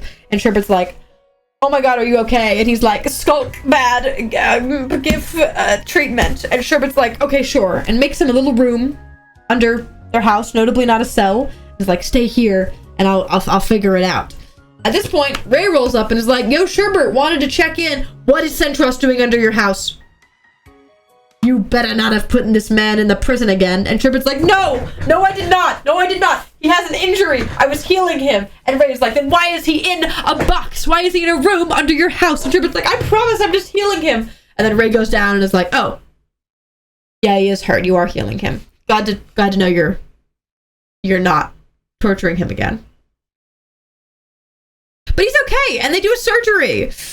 They figure out, after a little bit more of Skulk research, that they can basically do a freeze and then removal of Skulk, and they end up getting the Skulk off of Centros, and he ends up okay. Will is having a really bad time, but is like, all of his pages, his chat is like being evil to him, but they're not actually. It's an illusion that they're being evil to him, and is like, screw this, I am going and following the compass that Illyrion gave me to find out more about the Aether. Goodbye. And leaves the mirror at the lighthouse. Guess what, guys? It's time for another party. It's the Winter Masquerade. Totally fine and solid event. The music might not suggest so, but it was. That was funny timing. It's the Masquerade, and the most important thing that happens in the Masquerade is that Illyrion shows up with a book that is the Book of Saraza, the Goddess of Memory. This is the Goddess of Memory's vessel. And Illyrian basically says, hey everybody, I've got this super big knowledge book. Everybody can ask me a question as a gift for Christmas. Happy holidays. I give you answers from special book. And everyone's like, oh man, this is great. Let's all ask questions. And most of them are terrible, terrible angst. Oshi is like, where can I find Jerry? And Illyrian's like, north. And Oshi's like, sick. Because that's Jerry is one of Oshi's past partners, a little creeper guy. We'll get to him. Sherbert is like, can I bring people back to life? And Illyrian's like, no, you can't. And Sherbert's like, ah, shucks. I'm just gonna be sad about that then. What are other, Centros is like, will I ever forgive myself? And Illyrian's like, not until the end. Caspian goes to ask a question and then is like, I can't answer that. You've already asked a question. Remember how I talked about Caspian giving Saraza memories before? Yeah, that's what that was. Yeah, a whole lot of questions get asked. Ven asks and is like, what's my fiance's last name? And the book is like, error, blah, blah, blah, blah, blah, blah, blah, blah, blah. Wolf is like, who am I? It's like a traitor. It's a whole lot of angst. But the number one thing is, Ray asks, how do I stop the warden? And got the mirror, right? Right? That's what happens there, right? Yeah. Yeah. Okay, cool. So everybody gets their answers from this moment. And after Ven gets his blah, blah, blah, blah, blah, blah, blah, answer, Ven's like, screw this, I'm dipping. And then goes to Will's lighthouse and finds the mirror and talks to Perix. And Perix is like, take my mirror. And Ven's like, now hold on a minute. You've been giving everybody illusions, right? And Perix is like, yeah. And Ven's like, all right, I'll make a deal with you. I'll put your mirror wherever you want me to put your mirror if you give me illusions of my fiance that is dead. Allegedly. And Perix is like, sounds good to me. Which, to talk a little bit about Ven and his fiance's name is Fengari. They were both around during War of the Realms when Ven was working for Fable. And something happened where Ven's memory just gets like cut off. And doesn't remember what happened to them or how they got here, or it's like they have good memory right up until they don't. But it's trying really hard, and Perix is like, yeah, I can be your fake fiance, sure, and just chill with you. And then it's like, great, I'll take the mirror. At that point, Ray now knows that he needs the mirror and knows that Will probably have it. Will probably has it. So the little group goes over and they're like, is the mirror here? Oh, you just missed it.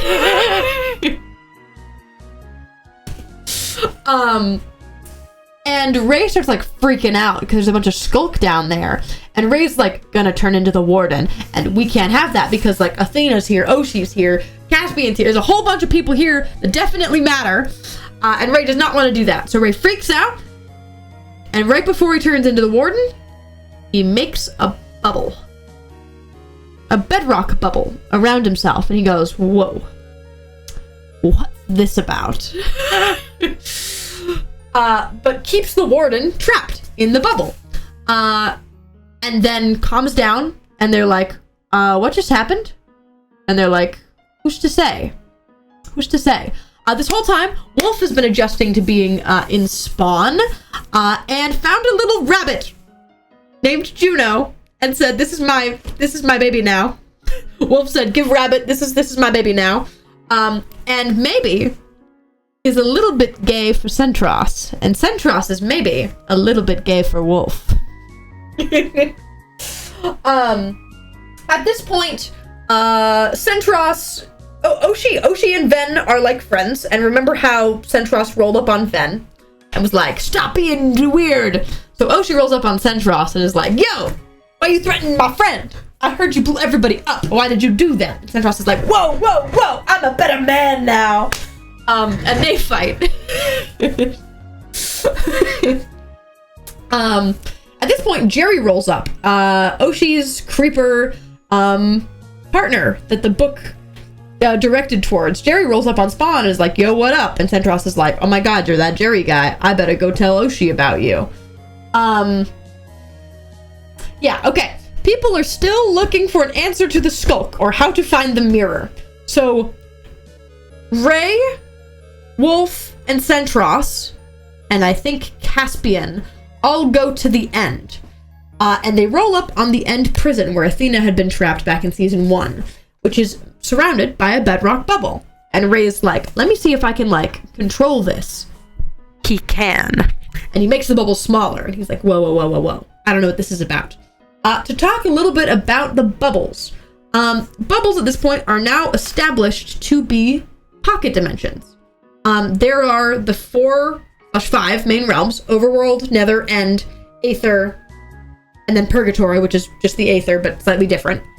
And then there are pocket dimensions, which are tiny little dimensions that can be created that are signalized by bedrock bubbles.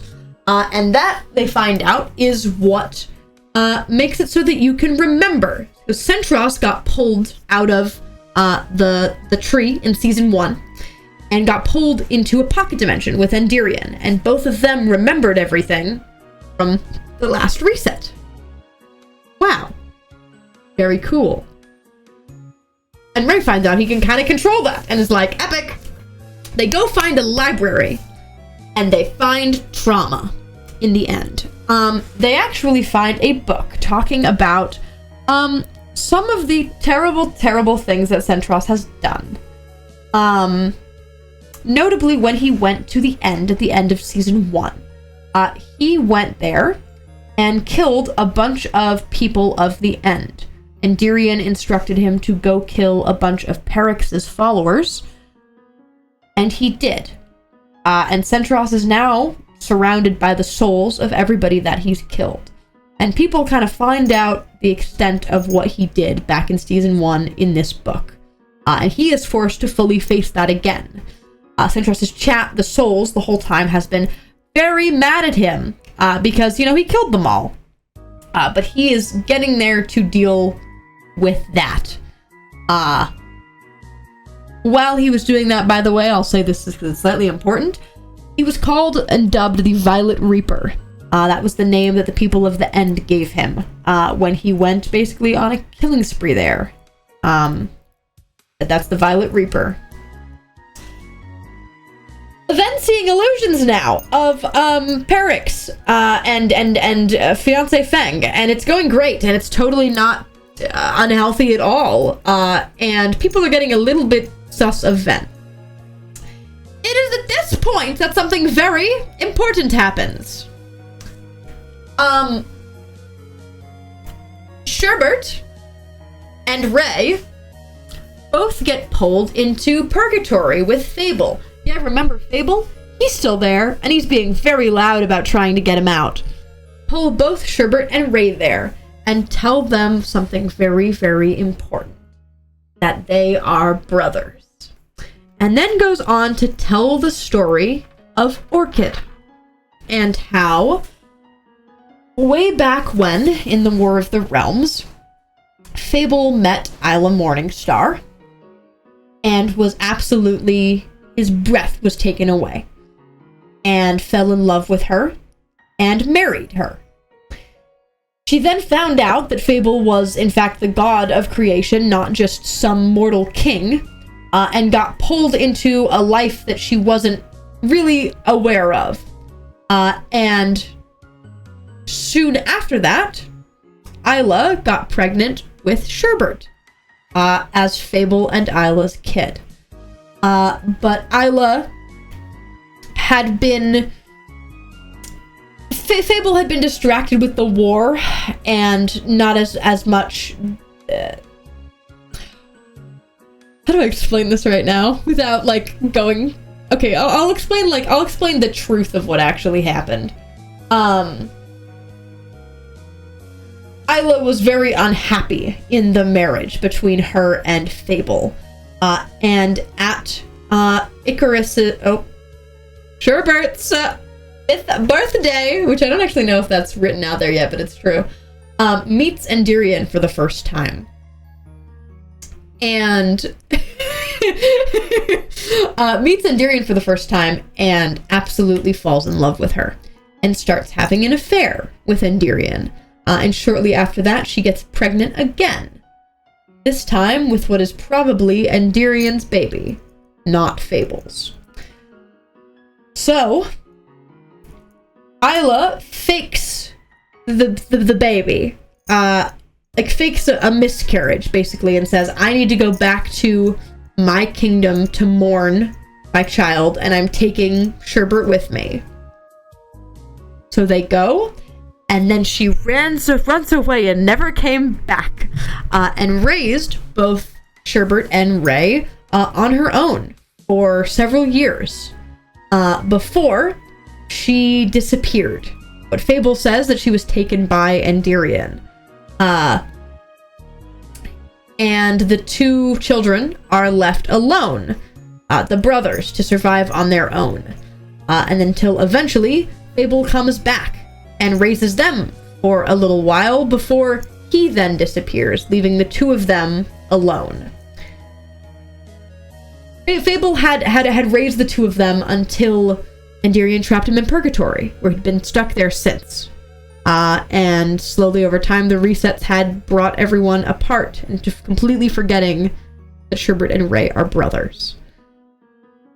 Also, can you please let me out of purgatory? I've been stuck here for so long. And they're like, oh my god, we're brothers. So they run to each other and they're like, we're brothers, we're half brothers. Oh my god, Orchid is my mom too. Isla Morningstar, we're both princes. Athena, we're cousins, we're brothers. Oh my god, we gotta let Fable out, my dude. So they go and Fable is like, all right, first step to letting me out for real, rebuild the Aether Portal, which is a structure that they did find a little while ago, the portal that would have led to the Aether. And this box is stuffy, let me out. And they fix the Aether Portal. They at this point have figured out a way to get most of the skulk off of people, so they got it off of Caspian and off of Easton, but it hasn't gotten off of Ray. The Warden stuff has gotten worse. It talks now, and it's kind of terrifying.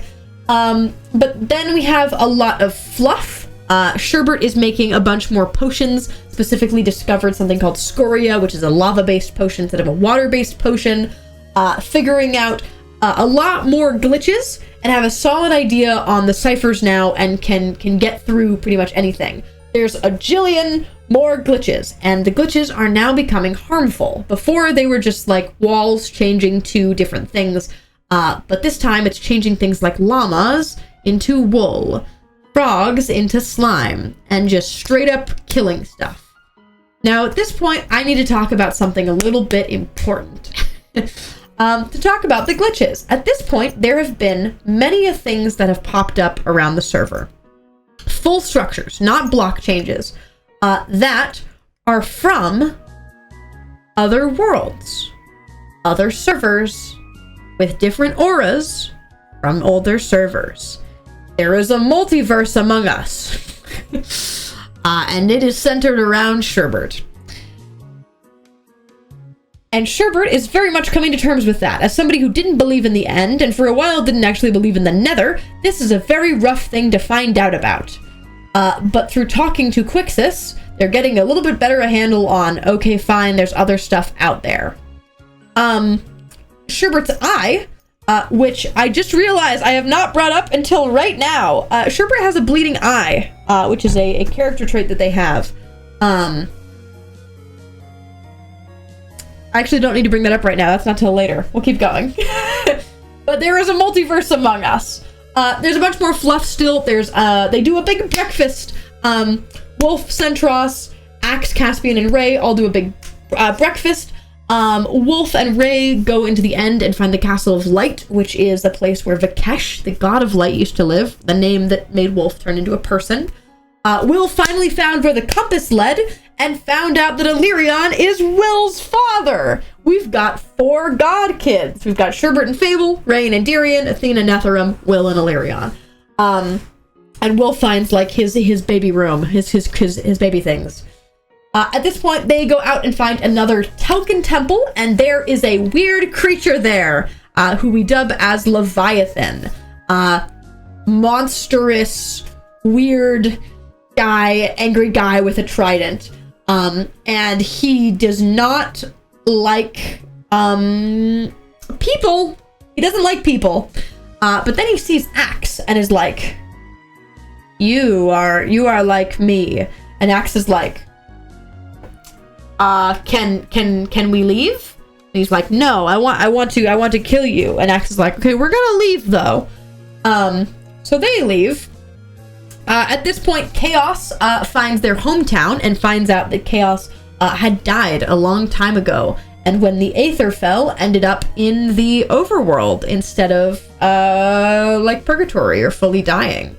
Centros is still very sus of Ven, which rightfully so. Ven is getting massive illusions of his fiance and just living in a little bubble of his own. So Ven is like, yo, Chaos, can you go spy on Ven for me and bring back information? And Chaos is like, yeah, sure, dude. And then Ven finds out that Chaos is spying on him and is like, yo, Chaos, why are you spying on me? And Chaos is like, Centros hired me. And Ven's like, okay, can you go take care of Centros? And Chaos is like, I'll go kill him. So Chaos rolls up on Centros. Chaos is a little bit of a mercenary and is like, hey, what's up, dude?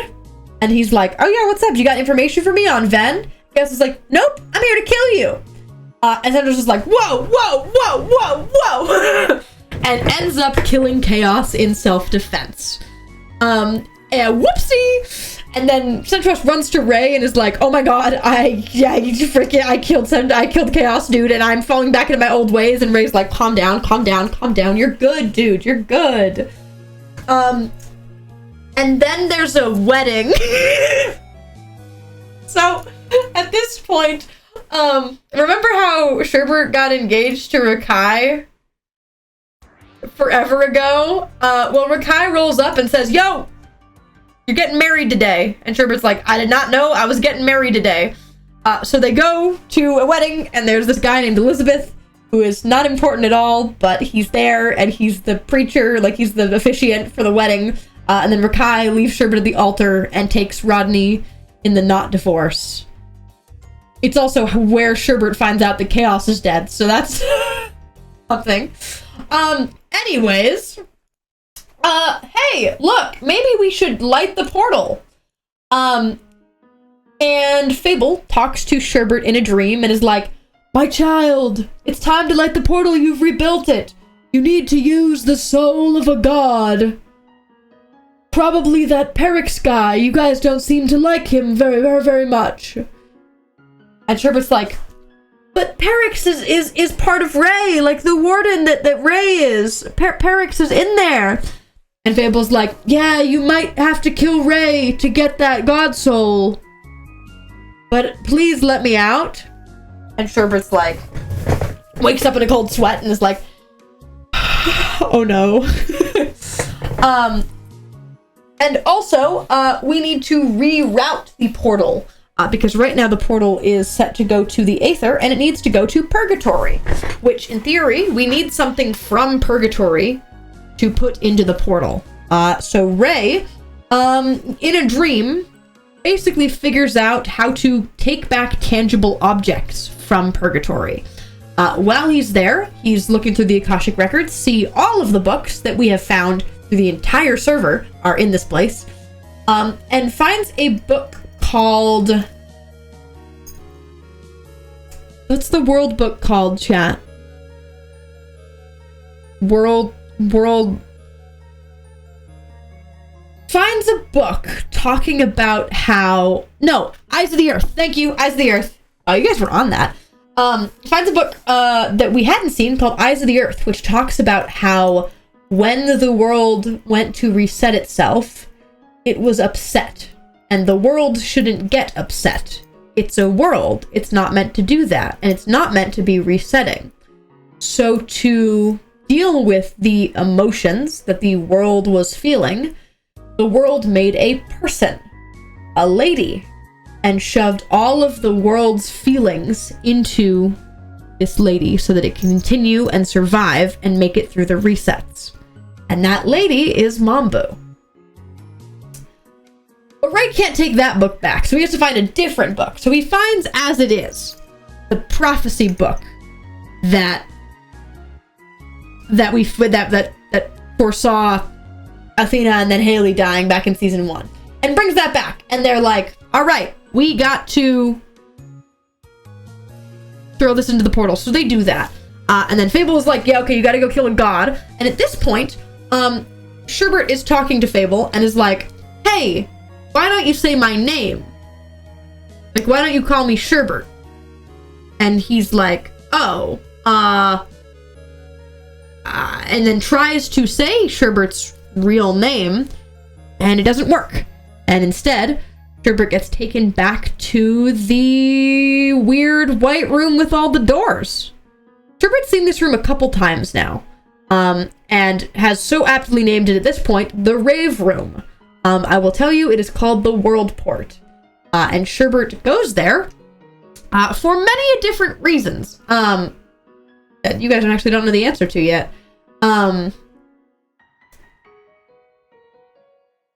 But that's theoretically, Sherbert figured out that's where Quixis is located, in this weird world room thing.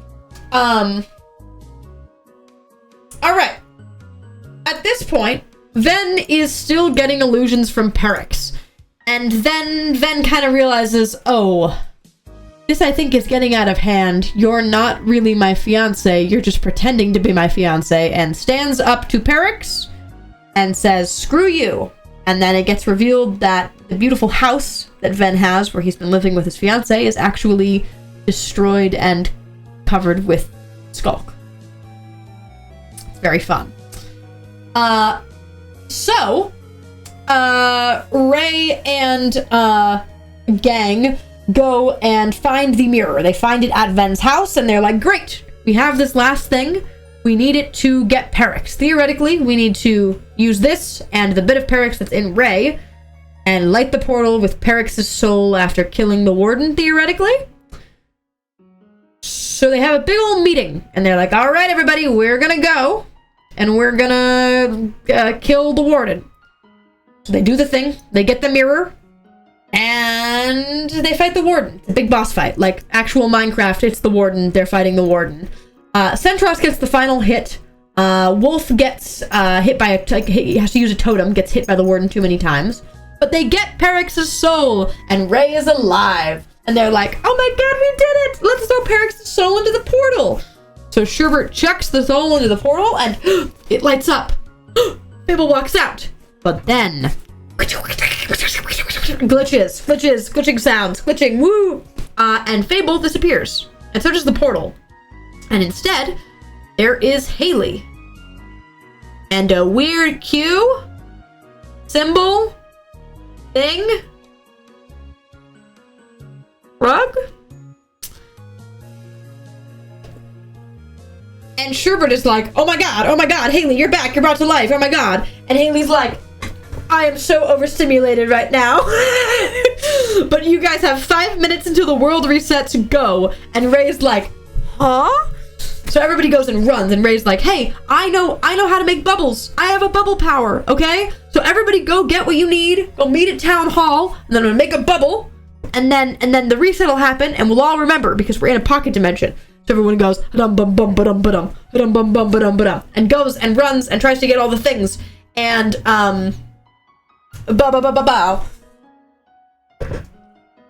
they do that, and Mambu's like, I need to not go in the portal because I need to take my chance at remembering. And they're like, well, what if you don't remember and then you're just stuck and you didn't even remember this whole time? And Mambu's like, it's okay.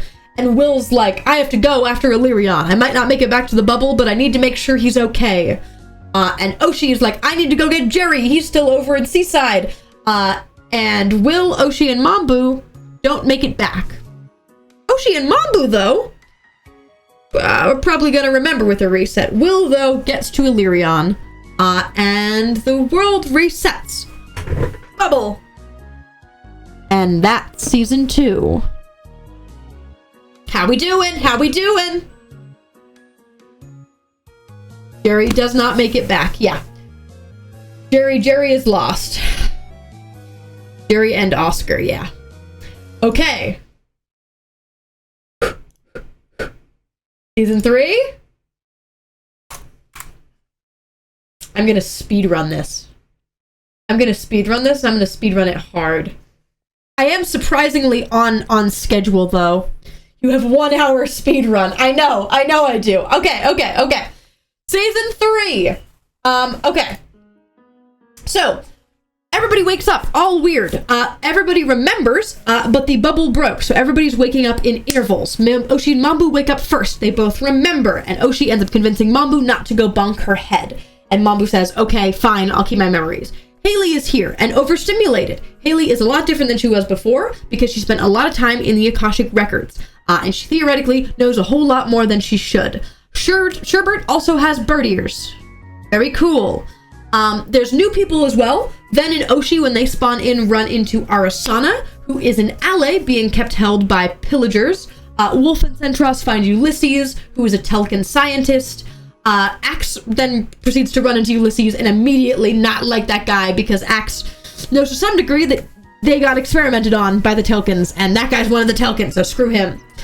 There's also a little spider child spotted around town, whose name is Addie. Eventually, they end up talking to Ray. Addie's very, very shy, but has been keeping little notes on everything that everyone's been seeing. Jamie and Easton wake up, and Mambu gets to tell them everything about Mambu and how she's made it through all the resets, and she, over time, couldn't bear the weight of having to be the only one remembering, so she started bonking her head so she could forget like everyone else when the world reset. But now she doesn't want that because she has a family, and the family remembers her. We also find out that Mambu also felt, you know how the world felt a lot of emotions, so they made Mambu? Well, then Mambu felt a lot of emotions and then made Oshi. And now they're world sisters. They're very cool, they're very good. Eventually, Athena and Axe wake up back together and make their way back to the tree. And eventually everyone is united, mostly. People are moving forward. Wolf still has an injury from when the totem cracked and Perix, so they get Ulysses to help do a surgery, getting that off. Sherbert remakes a bunch of their old potions and starts talking to Quixis again, this time through a pond. Sherbert sets up, instead of the question wall like they had with the torches, they have a body of water, and they say, if the answer is yes, change it to moss. If the answer is no, change it to slime. And if you want a more abstract answer, change the water to whatever you want it to be. People are finding libraries again and talking to Ari, who is very hesitant to be interacting with anybody because she's been held captive for so long. Ari also talks about all the allies and how those are all of her siblings. And one of the reasons Ari kind of sticks around is because of Ox Rada that stayed with the gang. And is like, yo, you guys are chill with the allies. Ven and Oshi are living together with Oscar because they're both having a rough time, having just lost Jiri and having just lost Feng. They call it Widower's Island. Very cool. People go check on Haley. She knows weird stuff about the future and is really cryptic and just really funny. And she's like, Sherbert, Ray, go get some dark oak. I'm gonna need it. And they're like, okay, sure. Wolf, around this point, starts finding star craters, shooting stars, and starts remembering pieces of his childhood. Fable is still in purgatory and finally gets to talk to Sherb. At this point, I need to talk a little bit about why Fable didn't immediately just talk to Sherb. In between the 2 seasons, when the reset was happening, Sherbert went back to the world port and decided screw it, and went through one of the other portals, the brown portal, and to some degree came to the real world. And since then, the glitches have been really weird and really bad. And Fable's like, yeah, I've been trying to talk to you because I am still stuck in purgatory. I'm very upset about Haley and not me, but I'm glad Haley's back, I guess. Very cool. Wolf, Sherbert, Ray, and Centros are like, let's go find the strongholds. They go find the strongholds. Sherbert goes back to the end again, which is like for the first time since season 1. Ray gets to talk to Endirian again, and Endirian's like, oh my god, you are my son, what the heck? And grows some horns. Very cool. The end is really bad. Since Endirian got stabbed, it's all skulked up and broken and just having... It's bad. Bunch of fluff here now. People start making elytras again, now that we're back from the end. Ari and Caspian get to talk about Saraza, because Saraza is Ari's mom. Saraza was in charge of all of the allays in the Aether, and Ari is one of those allays. Sherbert and Centros do a really big bond, and cope a lot, and Sherbert aggressively tries to apologize about everything they've ever done to him, and help him deal with all of the souls that have been talking to him, and how that's been really taking a toll on him ever since. Easton is still blind, but figures out they can echolocate through the skulk. And Arasana, we fix her wings, Arasana's wings. And at this point, I'll talk a little bit about true wings. So people have elytras, right, that fuse to your back, but a couple characters have true wings. Wings that are not elytras that came attached to them, including Arasana, whose wings have been damaged through being in the overworld and the pillagers. But through making a potion of levitation, they're able to fix Arasana's wings. Cool. That was fast, chat. That was speed for like that whole first section.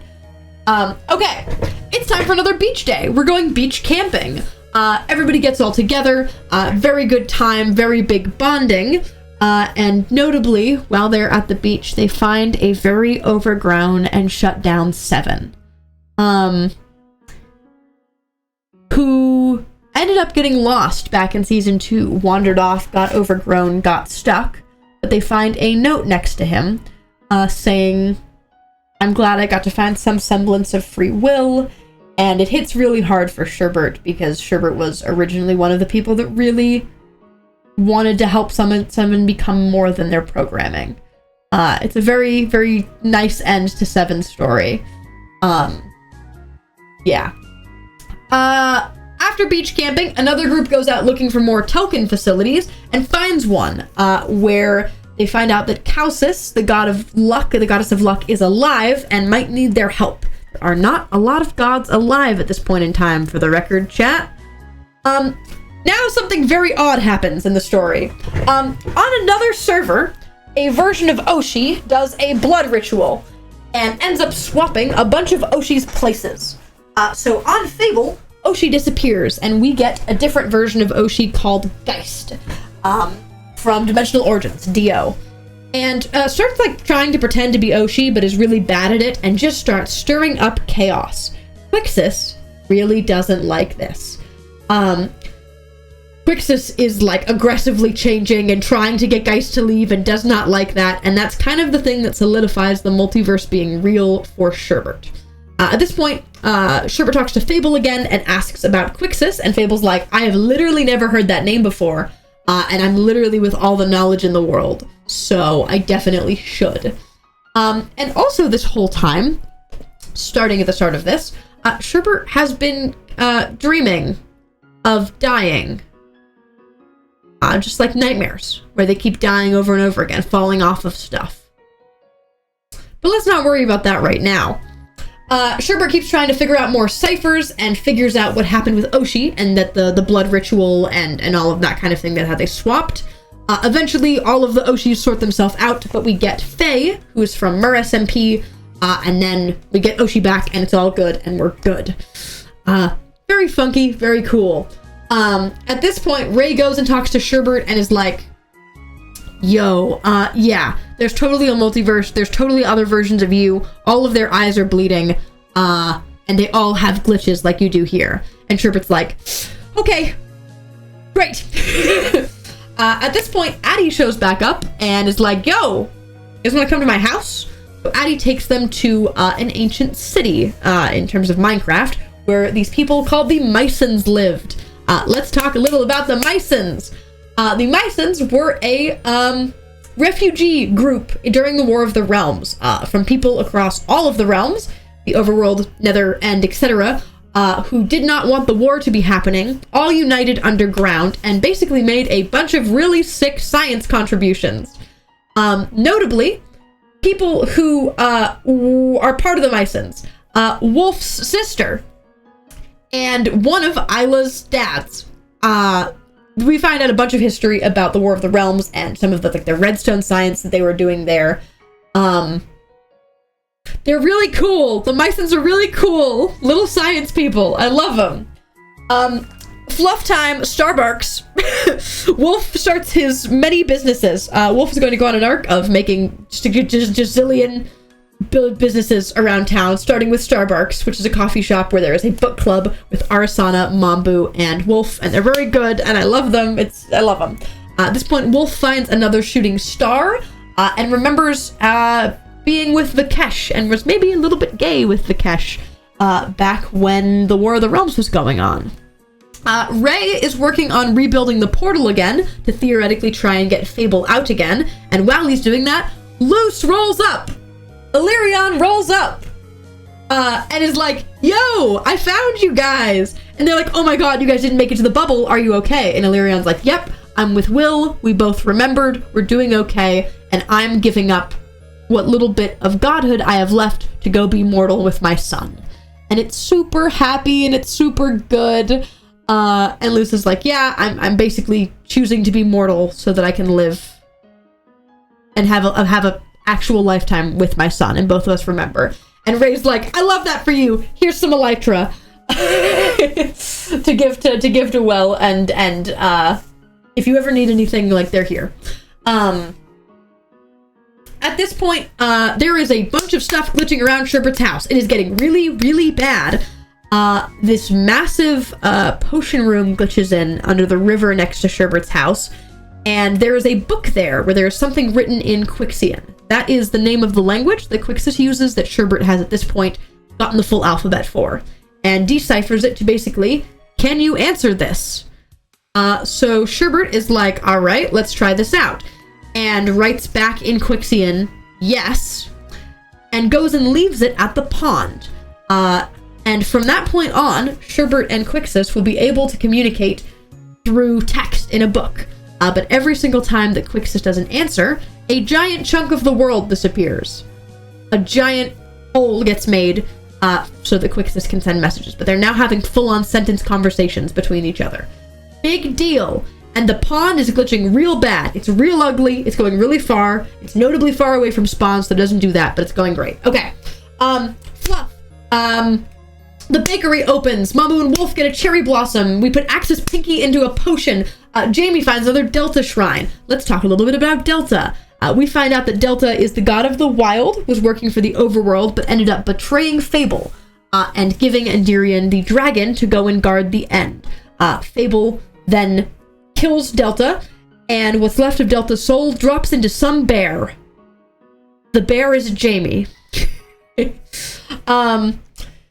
Ulysses is getting a bunch of memories back and remembering a lot of not so great science practices he did possibly on Axe and just with the Telkin altogether. He also accidentally knocks Connor the dog unconscious, which is one of Jamie's dogs, and there's a little bit of tension there. The brothers have a sleepover. They figure out some stuff about the multiverse and the auras that happen then when Icarus goes to sleep. Wolf starts getting anger tendencies and kills Martin, the cow that I mentioned from season 1. He kills him on accident and goes with Ray to cope, and maybe they're a little gay. More fluff. There's breakfast. Oshi and Centros, not Oshi and Centros. Wolf and Centros go to the end and have a date. Oshi starts communicating with the other versions of Oshi through her ender chest. Then Oshi and Wolf all dye their hair. Centros starts building the Solstice, which is a place for all of the souls that he's killed to go and live. The brothers find a library, and they start remembering how bad their childhood was together. Ray is starting to get a lot more memories back of the two of them as kids, with Sherbert not being the best brother, actually being a really bad brother and ripping up his notebooks and just being a terrible person.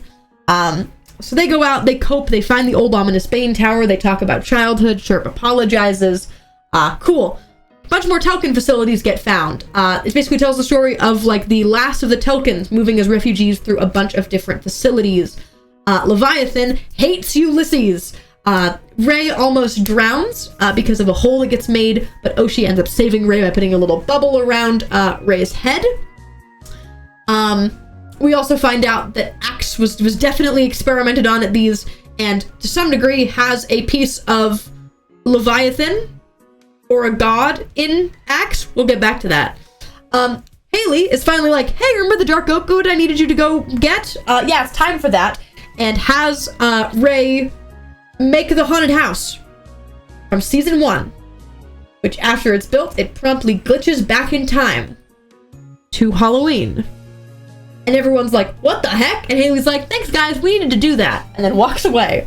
More fluff. A bunch of people go to the end and find a really weird, colorful, cool built-up island with a bunch of builds, and they find a tattoo pen where people start getting tattoos that can move, and they're magical, and they're so great, and they open a tattoo parlor, and over the next, 6 months of the server, everybody just gets tattoos.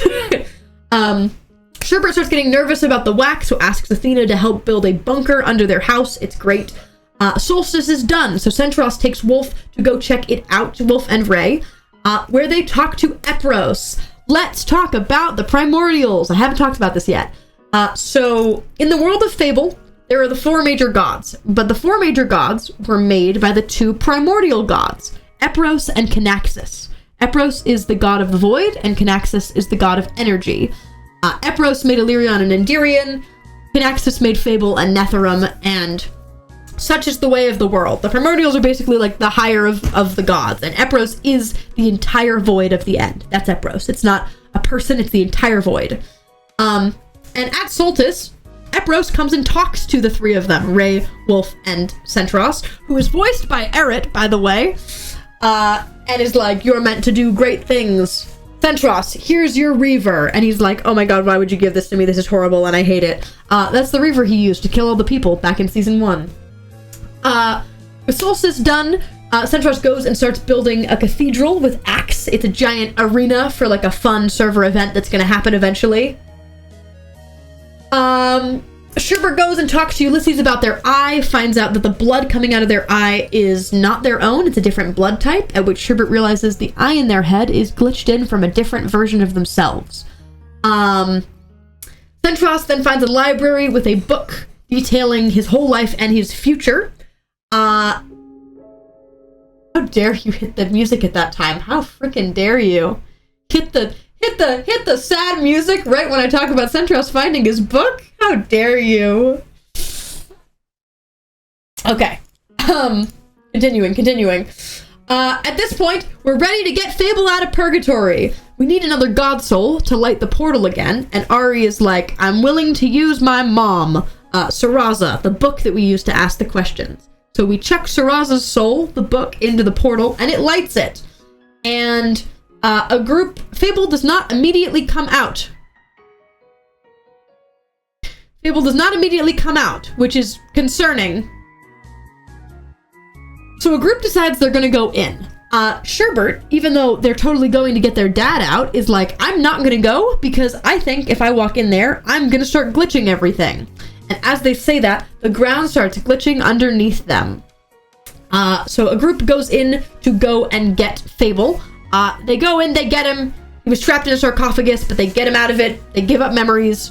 I'm skimming over this. They get Fable out. But not before the whack starts getting really, really bad for Sherbert. So they're like, I'm gonna dip. But before they dip, they hit Mambu with some whack. Like, it starts spreading, theoretically trying to stop the portal. And it ends up hitting Mambu. And she starts freaking out and glitching all over the place. And Sherbert's like, I gotta dip. So Sherbert starts, like, running home. And as they're running home, they go to open up their wings. And Quixus glitches their wings to turn into solid gold and amethyst, which causes them to plummet, the wings to crack, shatter, and, oh boy, damage, scar, terrible stuff. But they are getting Fable out of purgatory. They get him out of the sarcophagus that Endirion had trapped him in a really long time ago by giving up some of their memories. But they get him out, and then Fable is like, I need to go see my child. Sherbert, meanwhile, is at the bottom of their whack bunker that they built with Athena, freaking the heck out. And Fable comes down and is like, Icarus. Whoa! Sherbert's name is Icarus? Whoa! And when Fable walks down, the glitching promptly stops, like, immediately. And Icarus is like, wow, my dad's so cool. Now we go into a big session of fluff. Fable has big domestic times. He builds a house with Sherbert next to there. People are healing up their scars. Sherbert is basically on bed rest the whole time, doesn't have wings. Ray's lungs are bad since they almost drowned in the ocean, so Sherbert makes new potions for him. Jamie bakes bread with Fable. Centros and Oshi might be a little bit fruity, maybe a little bit, and also are raising Oscar. They're gonna build a bar. They find out that the guy that they stole the tattoo pen from, that god, is totally still alive. So they go back there and talk to him a little bit more. Sherbert gets a whole bunch of birds to hang out with. And Wolf and Ray might be a little bit fruity. And also Mambu is getting significantly worse. The whack is spreading and it is not doing good things for her. Malate. Yeah, I'll talk a little bit about Malate really quick because, well, I mean, we're going to come back to it, but Malate is the god in the end who made the tattoo pen. They are the god of expression. And they are a little quirky, artsy guy, and they're wonderful. Oshi is not doing great. She is hurt, and Ray and Centros basically have to open a rift between dimensions to go and get help from a different version of Oshi. Or, more accurately, a different version of Centros. And some weird reality stuff messes up and just gets real weird. But they end up basically getting the information they need to chuck Oshi into the water because she is the ocean. And this causes this Quixis does not like that this portal opened up. And Icarus gets a vision of the world port and watches a different dimension, the orange dimension, die. Delete from existence, fall, shatter apart, and watches another version of themselves, a robot version of themselves, freaking die. And is like, oh my god, what the heck? And Centros rolls up and is like, yo, are you okay? And I'm like, I think I just saw a world die. Centros is like, oh yeah, probably because of the blood rift we opened. Icarus is like, why did you open a blood rift? Centros, after this, by the way, now has a different colored eye after spending some time in the void when the blood rift was open and stuff. Axe is also getting a bunch of memories from being in a Telkin lab and has memories of a scientist calling him Project Proteus. And let's talk a little bit about Leviathan. One of the experiments the Telkin have is Leviathan, who is basically Virago is the god of the depths, and the Telkins found the husk of Virago and said, what if we experimented on him? And what is now Leviathan was the husk of Virago. Basically, the Telkins shoved a bunch of different spliced DNA into Leviathan and was like, can you be cool? And instead, Leviathan attacked all the Telkin, and for experimenting on him, which seems reasonable. Axe was one of the tests in this process. Axe has a piece of Leviathan's soul spirit in him, along with that of an axolotl. But Axe ends up somehow breaking out of the facility before Leviathan goes through and kills a bunch of people. So that's a little bit on Leviathan. Next up, we have the Festival of Light. Wolf and Ray host a big festival in honor of Vikesh, where it's just super happy. Everybody gets to dance. Fable's super domestic. Everybody loves this guy. I love Fable. Except for Centros. Centros doesn't like Fable. Mambu is still really sick and doing really bad. Gets Ulysses to try to do a surgery to remove the whack. Doesn't work. Oshi comes and hangs out with Mambu, and Mambu's like, I'm not doing too hot. And Oshi's like, I can tell. Centros is doing really bad. Whatever he found in this book that's telling him about his future is really messing with him. And he's basically going to just blow up a bunch of a cave because he doesn't seem to think he can die, at least right now. So he blows up a whole bunch of a cave and almost kills Ray because Ray walks in when the whole thing almost blows up. Fable gets wings, and Icarus also finally gets wings again. They've been basically on bed rest since their wings shattered. And Fable says, great, now that I have wings, I can go look around for pieces of my kingdom that I can show you guys. Flies around. He finds a piece of his kingdom. And what's it called? Takes Ray and Sherbert, Icarus, to the Temple of the Gods, where Fable basically tells the story of how Fable loved the mortals, and Fable made the original temple that was to all of the gods. But then over time, each of the major gods ended up making their own temple, starting with Endirion, that selfish loser. And it's very much the same vibes as the Temple of Creation that we found originally. Ray kind of wanders off and finds a library, where Ray finds a book called Sins of Their Sires, another prophecy book. Basically talking about two shall mend, two shall end, a rapturous bird, a cornered drake, sins of their sires, in their eyes it shows. How much of this do I know off the top of my head? That was a surprising amount of it, actually.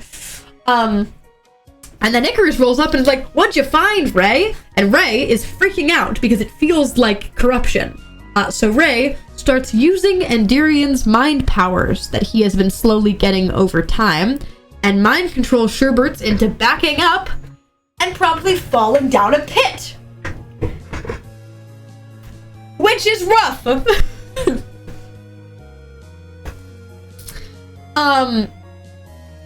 And then Ray's like, I have to go, sorry. And Fable comes down and is like, Icarus, I'm so sorry that Ray did that to you. And the gaslighting begins. Icarus really doesn't like Endirion. After corruption, Icarus really doesn't like Endirion. For a lot of reasons, jealousness mainly. And Fable is like, listen, I have a goal here. I want to get rid of Endirion. I can't believe that Ray is listening to that terrible woman, Endirion. And Icarus is like, you're right, Dad. Everything you say is right. Ray starts talking to Endirion more, and kind of starts getting a different side of the story than the side that Fable told the two of them, talking about Isla and how Isla hated Fable and their marriage, and was terrified of what Fable might do if he found out that Ray wasn't his child. And gets a bunch of mothers, and they're very good and happy. But the brothers are kind of in a tense spot right now. But it's Athena's birthday, so we go have a picnic for Athena's birthday. And the brothers are like super tense and not talking to each other because Icarus is basically just hiding behind Fable, like, Ray's gonna mind control me again. I don't want it. I don't want that to happen again. And Ray's like, I'm really sorry I mind controlled you. And it's totally good. Great birthday party. Until a bunch of pillagers roll up and basically are trying to go after Arasana. And Arasana realizes, I need to go get Oxrada, the ally that I do have here. I need to go check on him. So Ari goes and runs after Oxrada and runs into a pillager guy named Namir. Who we'll talk a little bit about the pillagers right now. So Arasana, after the Aether fell, ended up in the overworld with all of the allies and tried her best to keep them all together and keep them safe. But very quickly, they were found by the pillagers, who basically just started exploiting them and turning them into Vexes. Namir is basically Arasana's father. Toxic father. And when they originally found Arisana at the start of the reset, she was still being held by the pillagers. So Namir totally has Oxrada, and Arisana's like, don't kill Oxrada, I'll go with you. And he's like, sounds good, lets Oxrada go, but takes Ari away. And at this point, everyone else has now fought off all the pillagers. And we're like, huh, we're good, is everybody fine? And then Oxrada comes back, and he's like, Ari's gone, because they developed like a little like ally sign language for the allies to be able to communicate, and basically signals that Ari got taken by pillagers, and everyone's like, oh dang. So people start looking for Arisana. A big town meeting gets called. Ray is like, we gotta go find Arisana, and Icarus is like, I can't believe the guy listening to Endirion is running this meeting. I can't believe this. I can't believe you're letting this guy who's he's listening. I can't believe you're listening to Endirion, dude. I'm not over this. And then they're like, okay, we're gonna do a big search for Arisana. And Icarus is like, Ray, can I talk to you? And pulls Ray outside and is like, I need you to stop it, okay?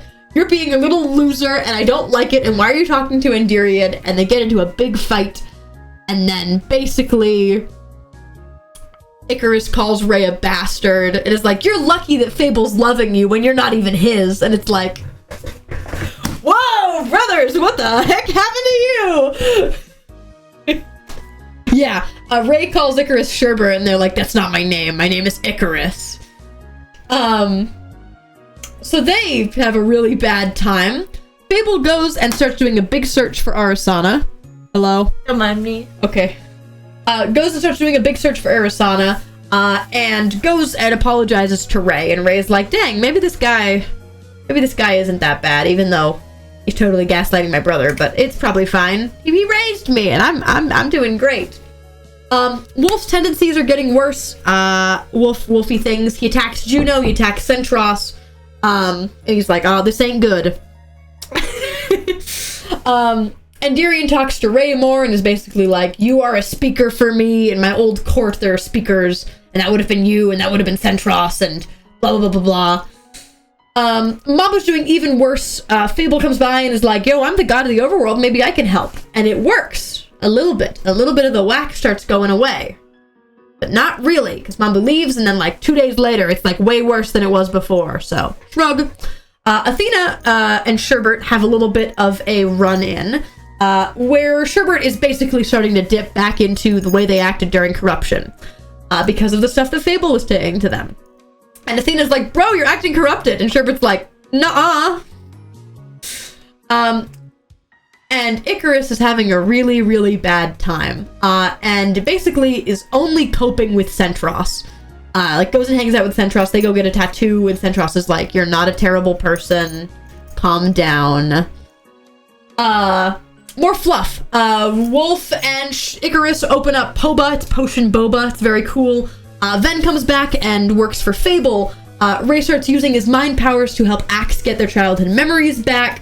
Another breakfast stream. Jamie is making creatures like a sniffer. Ray and Sherb reconnect and apologize, and Ray ends up seeing that Sherbert's chat, the things, actually have an aura, a brown aura, because back in Sins of Their Sires, when Ray mind-controlled Sherbert, they got a second Ender Eye just in their face, and it's been really throwing Sherbert off. At this point, Fable is like, all right, we need to have a conversation, and takes Sherbert to a cave, and is like, hello, Icarus, I have brought you to a very special place. This is the Cave of First Breath. This is where I created the Forced Mortals, and it's also where I watched them die. You see, I've been... The overworld has been plagued by death for a really long time because of those stupid primordials, okay? I made these beautiful creations, these mortals, and then they said they had to die. And then Illyrion just got all of the mortals in his realm after they died in my realm. So my goal here is to stop that from happening. And we need to see if you have any of my power in you. So Fable's like, creates a tree, and he's like, Icarus, go create something. And Icarus is like, and it doesn't work. And I'm like, well, I have like Quixis, and Fable's like, all right then, maybe talk to Quixis about getting their help in our upcoming cause. It's going great. Mabu's doing even worse. Jamie and Easton are trying their best to cope with it, and kind of not doing great. Ulysses tries to help Wolf with his wolfy tendencies. There's a little bit of experimentation, but it moderately works. They come up with a potion that can subdue the urges. Wolf then follows the stars and constellations and actually meets Vikesh. It's a new moon, and on new moons, Vikesh gets to come down in their husked form and interact, and Wolf gets to hang out with Vikesh.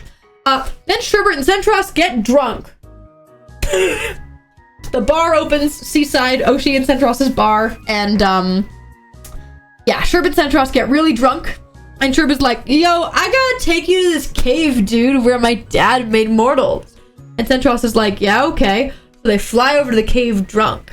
And Icarus is like, this is where my dad made the first mortals. And Centros is like, he knows something that others do not. Remember, Centros has a book about his future. Anyways, we finally found Arasana. She's been kept in a woodland mansion, and she's vexed. Basically, vexed is something that the pillagers do to the allies, to make it so they don't have empathy anymore.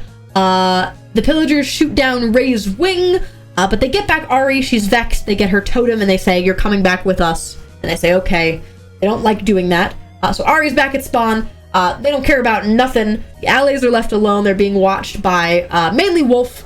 But yeah, Centros is doing rough, but he's happy with Oscar. He goes and farms a bunch in the solstice. He goes and talks to Haley and gets kind of some cryptic stuff told to him. And then it's time for the Cathedral of War! Am I gonna make it, chat? I'm close. The Cathedral of War happens. It's a giant, fun, party fight thing that's happening, and it's going totally good until Sherbert activates a little bit of some whack and hits Ven in the shoulder, and Sherbert's like, oh my god, I gotta go, I gotta leave. So Sherbert and Fable dip, and they go to the cave, and Fable is like,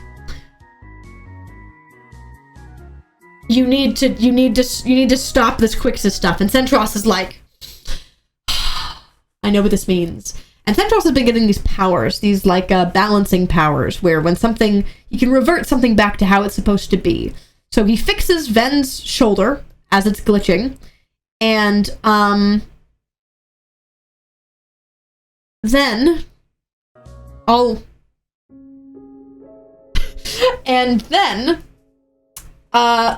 basically knows that he's supposed to fly after Icarus and Fable. Ray tries to follow after him, but Ray is wing is shot from the pillagers, so he can't.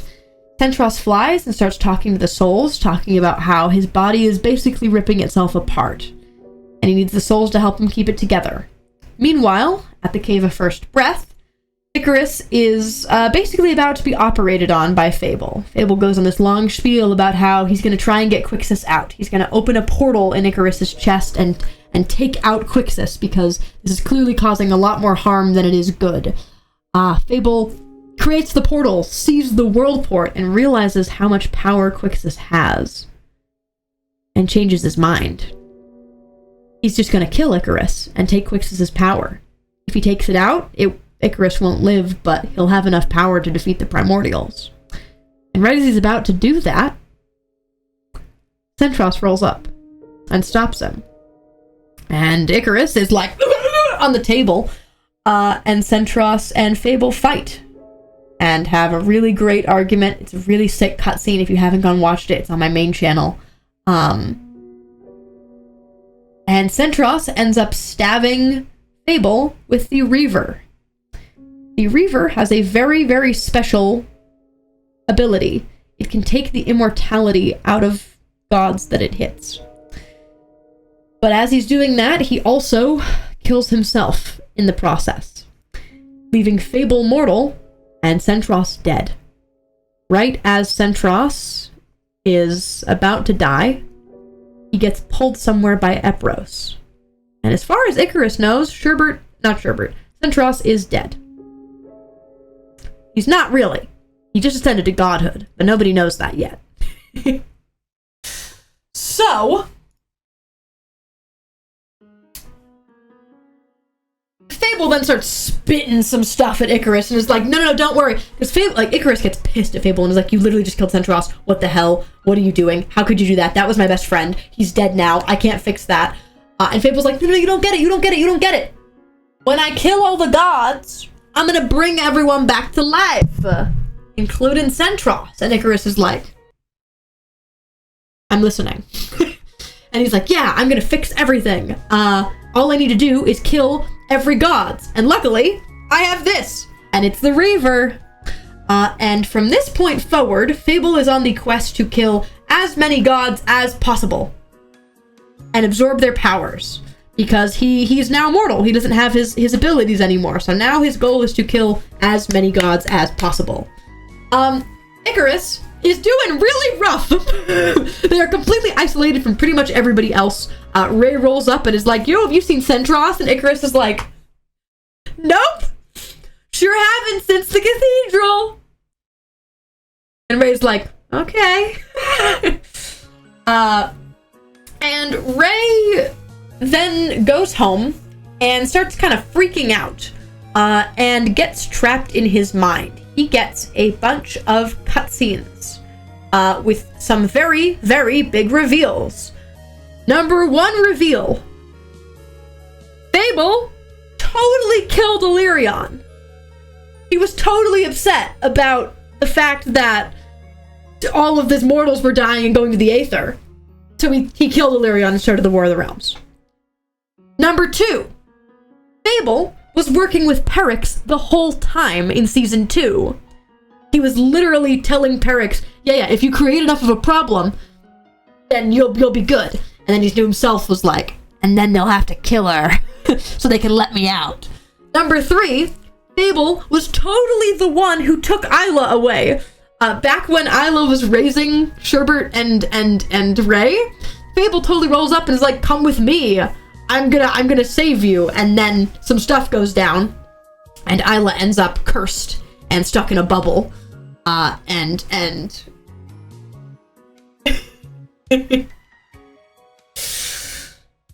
3 really big cutscenes, and this big revelation basically makes Ray get trapped in his mind. And Darian, who is having a big connection with Ray right now, ends up puppeting Ray's body over to everyone and says, hey, he's stuck in his mind. Can you guys come get him? Like, I can put you all in his mind, and then you guys have to get him out. And it's a really sick stream of going through all of Ray's memories and the memories that Fable is tampered with. And eventually they wake Ray up, and Ray is like, oh my god, Fable killed Illyrion, and Fable was helping Perix, and Fable took my mom, and oh my god, I let him out of purgatory. I was the one who made sure he got out of purgatory. Terrifying. Meanwhile, Sherb starts seeing Centros, and totally thinks it's like when Sherbert was grieving about Haley, and is just seeing literally hallucinations of Haley, but it's definitely Centros as a god showing up. But Sherbert's like, oh man, Brain, you keep playing tricks on me like that.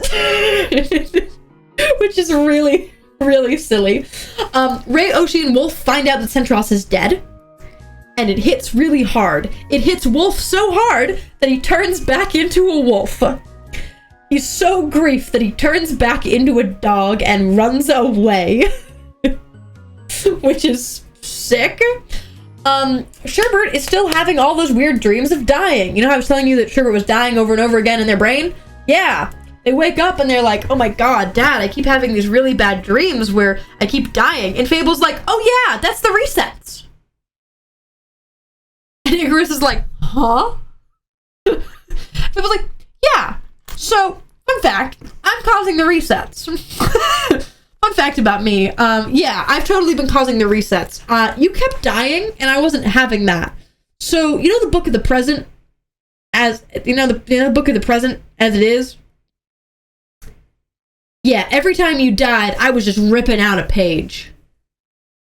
And I guess that was a reset, and everybody forgot, but I was really just trying to save your life. And Icarus is like, oh my god, you're causing the resets. But to save me? No, that's okay, Dad. The page tear sound? Yeah. At the end of both season 1 and season 2, there's a page ripping sound. It is Fable ripping out the page because Sherbert is about to die in one way or another. And every reset since then has been because Icarus has died and fallen to their death for one reason or another. And Fable has stopped that from happening to keep them alive. And everyone else has been suffering because of it. Ray and Sherb are still having a really bad time. Ari works for Fable now. We now have the co-workers. Icarus, Ven, and Ari are now all on Team Fable. Kill all the gods. Icarus is there because, please God, I need to bring my best friend back, and also fix all the mistakes I've made in my entire lifetime, please. Ven is like, I work for that guy, and I want my fiance back, and he's gonna bring everyone back to life. And Ari's like, I feel like he's gonna win, so I'm on his side. And I don't have a problem with killing people. So we get the co-workers, and they start getting information on where gods are. They find out about Aurelius, who is a nether god of wealth. They roll up on him, kill that guy with a reaver, and they're like, oh, I thought we were just like talking to them and then taking their powers. And Fable's like, no, I'm killing them. At this point, Ray, Wolf is still a dog, and Ray is like, I really need him to not be a dog. That's one of my boyfriends now. We're all gay, and please God, I need to pull myself together. And Fable's like, I could turn him back into a person, but for a price. Or I could tell you what could turn him back into a person, but only for a price. And Ray's like, what's the price? Fable's like, I take the god shards out of you. The Illyrian shard in you, the Endirian shard in you. I want him. And I'll tell you how to make him a person again. And Ray's like, fine. So, Fable just like taps Ray with the Reaver, and it sucks out Endirian's power and Illyrion's power. And Fable's like, great, here's a book, read that to the dog. And Endirian is talking to Ray the whole time and is like, you know that when you like do this, he's totally gonna come after me, right? And Ray's like, yeah, I know, but like I can go stop him. He's gonna come after you to like fully kill you, but like I'll be able to stop him. Just let me get one of my boyfriends back. And Peric's power, true. But when Wolf gets undogged, Wolf is like pissed and scratches Ray. Big crescent scar over his eye. And Ray is basically bleeding out, dying on the floor of the middle of the woods. And Ray is getting flashes of what's happening in Purgatory. Fable, now that he has Illyrion's power, can manipulate pocket dimensions, the bubbles that Ray's been able to make. And he rolls up to the pocket dimension that Endirian put herself in with Isla, and is like, time to die, sister! And freaking kills her. Rip Endirian, this is a big moment.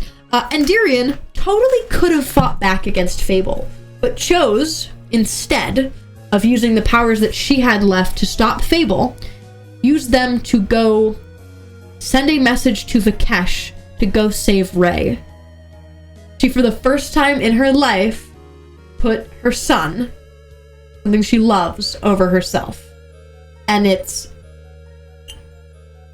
is a big deal for Endirian's character arc.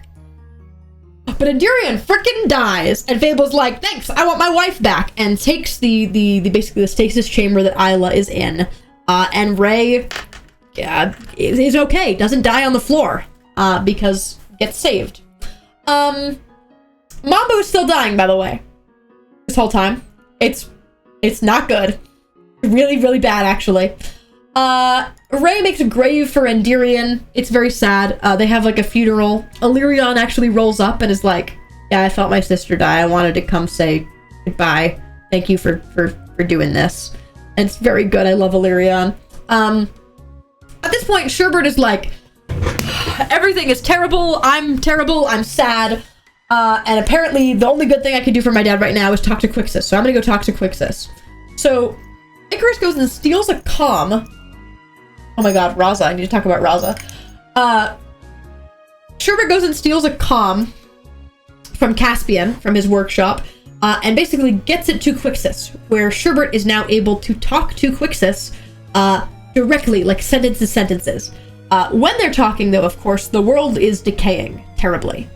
Terribly. The world is destroying itself. There's massive holes. But Quixis is able to tell Icarus that Quixis is a version of Icarus from a different world. From a world that got destroyed a really long time ago.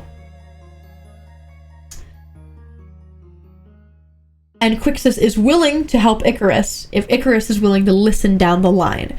And they get basically a really good conversation between the two of them. And Quixis says, okay, fine, I'll help you. And Icarus is like, change that. And they're like, change. Like, unchange that. And they're like, unchange. And Icarus is like, all right, we got it. At this point, Jamie and Easton decide to message Sherb and go, hey, our mom's dying from the whack.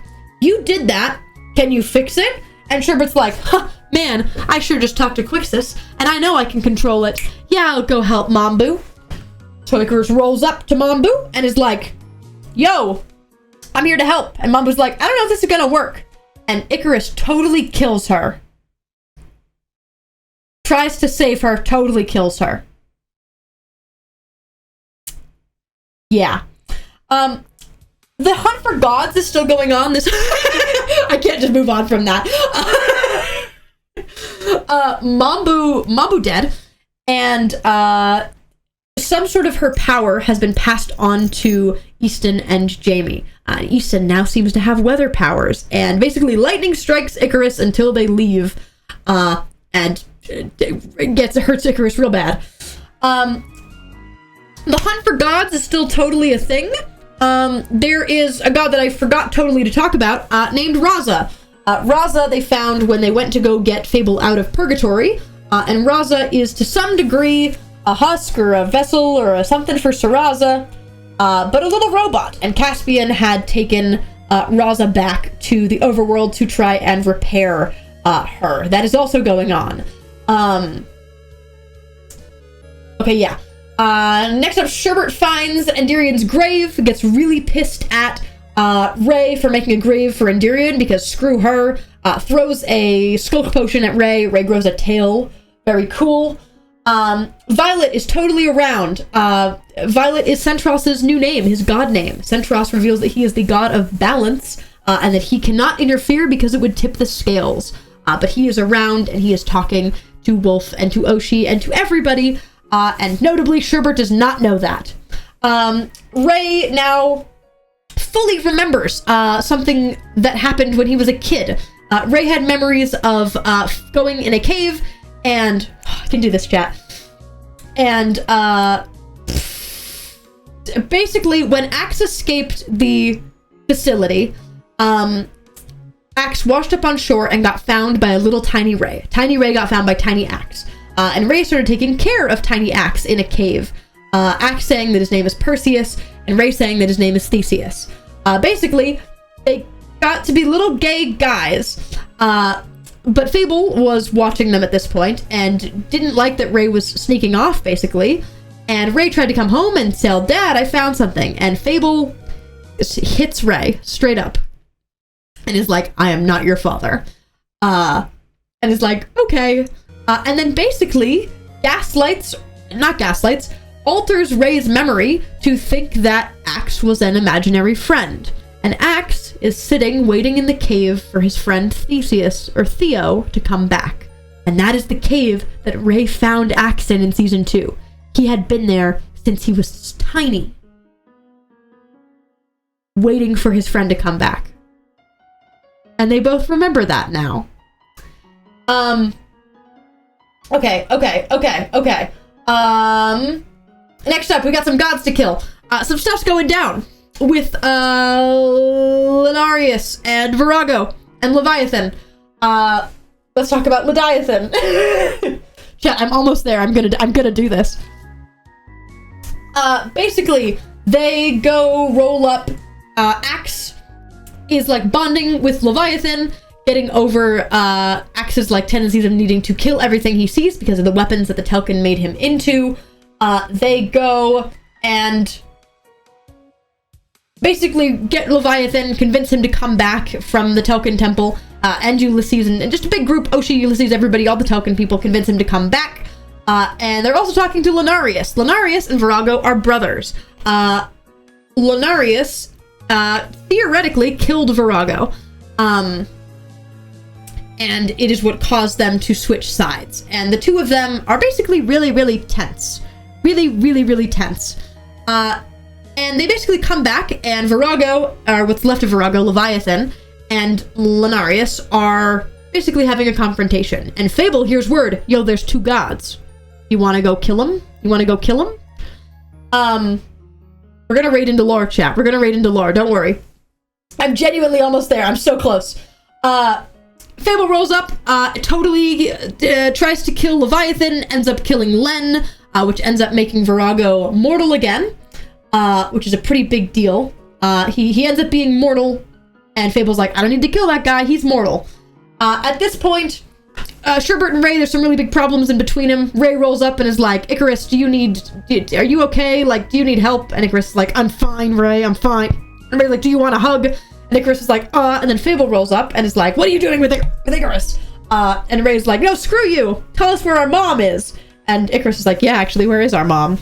And Fable's like, oh, right over here. And walks into the cave where Fable killed Centros and is like, yeah, that's where I've been stashing your mom. And Ray is like, I know how to fix, like how to help her and get her out of the stasis chamber and get her back to normal, but I can't do it because you have the powers. And Fable's like, okay, tell me how to do it then. And Ray's like, no, I'm not telling you how to do it. I'm gonna do it on my own time. And Fable's like, okay, well, when you're ready to be a family again, you can come back here and we'll help your mom.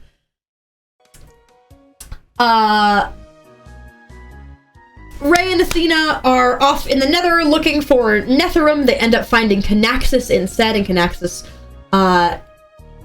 is like, yo.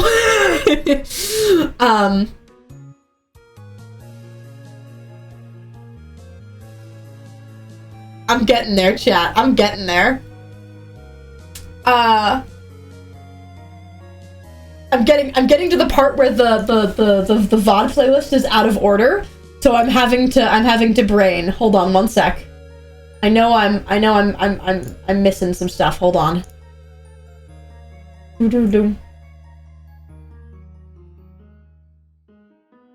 Oh! I was gonna say Mambo died, but I did already say that. Okay, hold on.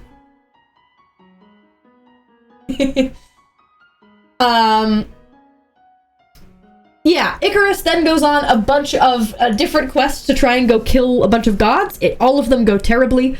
Icarus and Ven go roll up to Malate in the end, and Malate just roasts them for like an hour.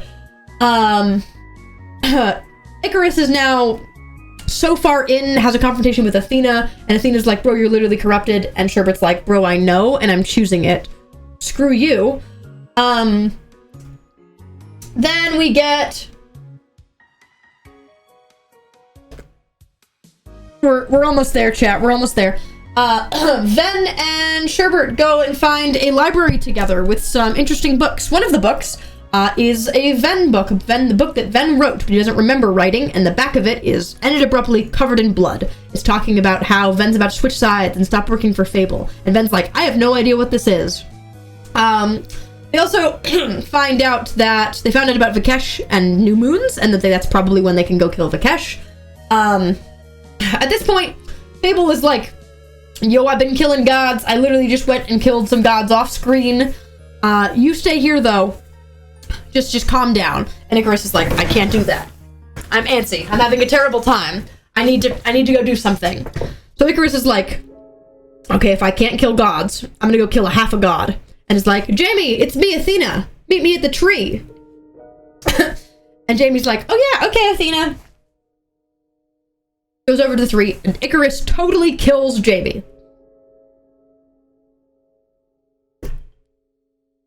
Straight up pushes Jamie off the tree. And Icarus is like, look, I did it! I did it. I did a productive. I did a productive. As far as Icarus knows, Jamie is dead. In accuracy, Jamie ascended to be Jamie and Delta's souls, which were both inside of Jamie, fused together, and Jamie ascended to godhood and is a little bit less of a bear than before. At this point, the group of the gang go to try and rescue Kausis. Remember when Kausis was like, yo, I'm in a temple, the Telkin have me. You guys need to come help me. Well, they roll up on a Telkin temple. And Kausis is there, and so are some Telkin scientists, which we thought everything was dead. Yeah, patron god, patron of the wild. And they roll up and they're like, cool, Kausis, come on, let's go. And the Telkins are like, hey, yo, nuh-uh. And they set off an alarm. And the alarm is actually for Fable. Fable hears the alarm, goes and runs to the temple, and is like, yo, Kausis is here. And the reason Kausis hadn't been killed so far is because Kausis is the god of luck. You can't find her, you have to get really lucky. And you can't do that unless you're her. And the reason that they could find Kausis was because of a casino that Oshi and Wolf opened up. Oshi and Fenris. We find out that Oshi's Wolf's real name is Fenris. I'm getting there. And Kausis is like, yo, please just let all these guys chill. Take my immortality. And it's at this point that Axe realizes that Ulysses... it's a separate stream. Axe and Ulysses do a stream where Ulysses realizes and talks to Axe about the fact that Axe broke out of a token facility and it was Ulysses who broke him out and let him go. Ulysses was one of the scientists working on Project Proteus but ended up letting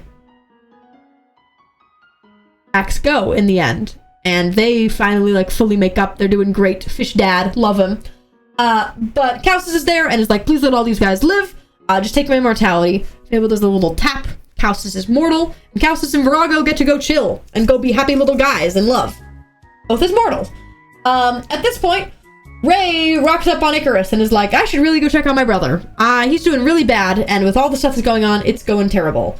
And Ray rolls up and is like, yo, what's up? Here's a bird. Are you okay? And Icarus is like, bro, I don't want you to be here. I literally killed Jamie yesterday. And Ray's like, huh? And basically attacks Icarus, which Ray has never done before. There's been a lot of combat between the brothers, but it's never been initiated by Ray.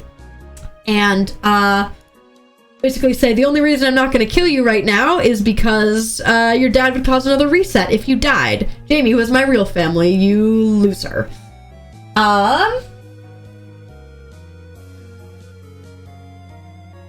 Yup. Okay. It's at this point that it's now on the god-killing spree. It's god-killing spree time.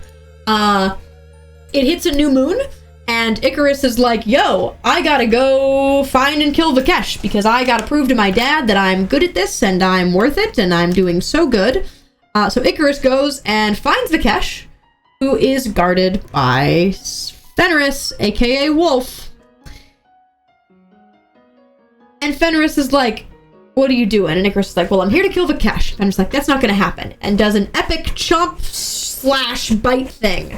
And reveals that underneath Sherbert's shirt, the portal that Fable had opened in their chest way back when Centros died in the cathedral, it's still there and still glitching really, really bad.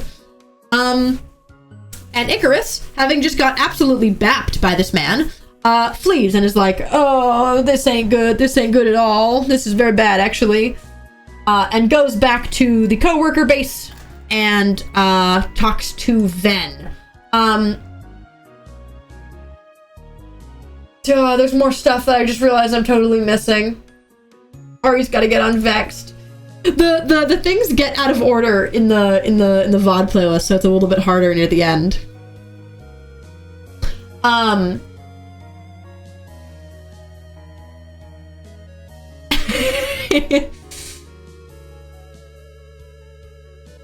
but to finish this out, Icarus goes and talks to Ven, and then the two of them kind of cope, and they get more coordinates from Quixis, and they go and check it out. And this stream is from like 2 days ago. They go and check it out, and they find Ven's grave. Remember the book that we found that was like Ven's blood all over it? We basically find out that Ven did die. Fable killed him. But before that happened, Quixis came in and intervened, put Ven's story on paused, and glitched Ven to the current timeline. So Ven's memories stop, not because of some memory stuff, they haven't happened for him yet.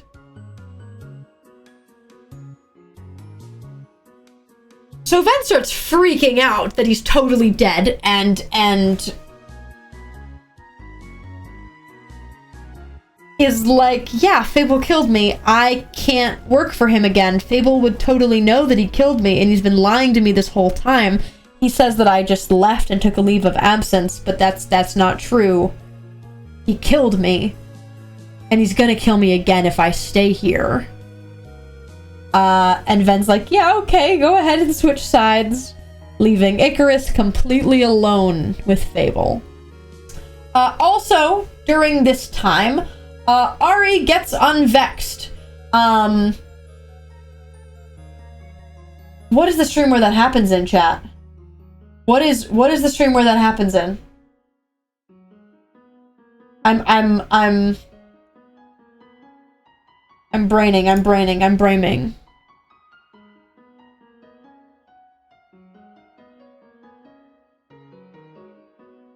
Oh, right, okay, so, I figured it out, we're good.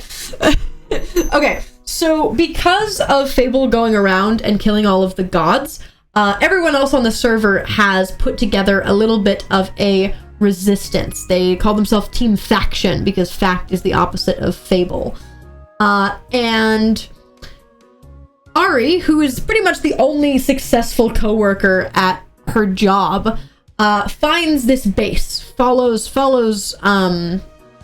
them to this base, and finds out that they have Raza, where Ari is totally, like, gonna kill Raza, like, straight up, and that is what's the little bits left of Ari's mom. But Fenris gets in the way, and ends up, basically breaking the totem that has Ari's soul spirit in. And Ari becomes unvexed and lets everything out. All of the emotions that she had been not feeling the entire time, she feels all at once in that moment.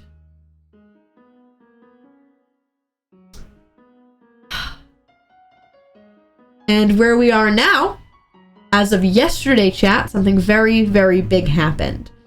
Point A, Icarus's chest has been getting even worse. Icarus had a run-in with Oshi that caused Quixis to glitch Icarus away from the situation, causing the chest to act up even more. And most importantly, now that Fable had the God of Luck's power, he had the ability to try and go find Netherum, who had been hiding out in the Nether. So he went to the Nether, talked to Canaxus, and said, show me where Netherum is. And Canaxus said, absolutely not. No one likes you. But luckily, with luck I mean by that, Fable had the luck to find the spot in the entire Nether where Netherum had been hiding out. And kills Netherum. But instead of getting Netherum's power goes to Athena. And they realize that Fable was a lot closer to his goal than they realized. Ven also does an epic switch of sides. And, yeah, chat. Now we're in the final stretch. There is really only one power left that Fable really needs, and it's Netherum's. There's a few gods still alive, but if Fable can get Netherum's power, then theoretically he can usurp the primordials and theoretically fix everything. Whether or not that's even possible is still up in the air. Icarus is the only person left on Fable's side, because they are now in too deep. They've made too many problems. Ray has ousted them, they've killed Jamie, and also their chest is glitching. They don't make it out of that unless something changes. And for Icarus, the only way that's going to happen is if Fable can fix everything.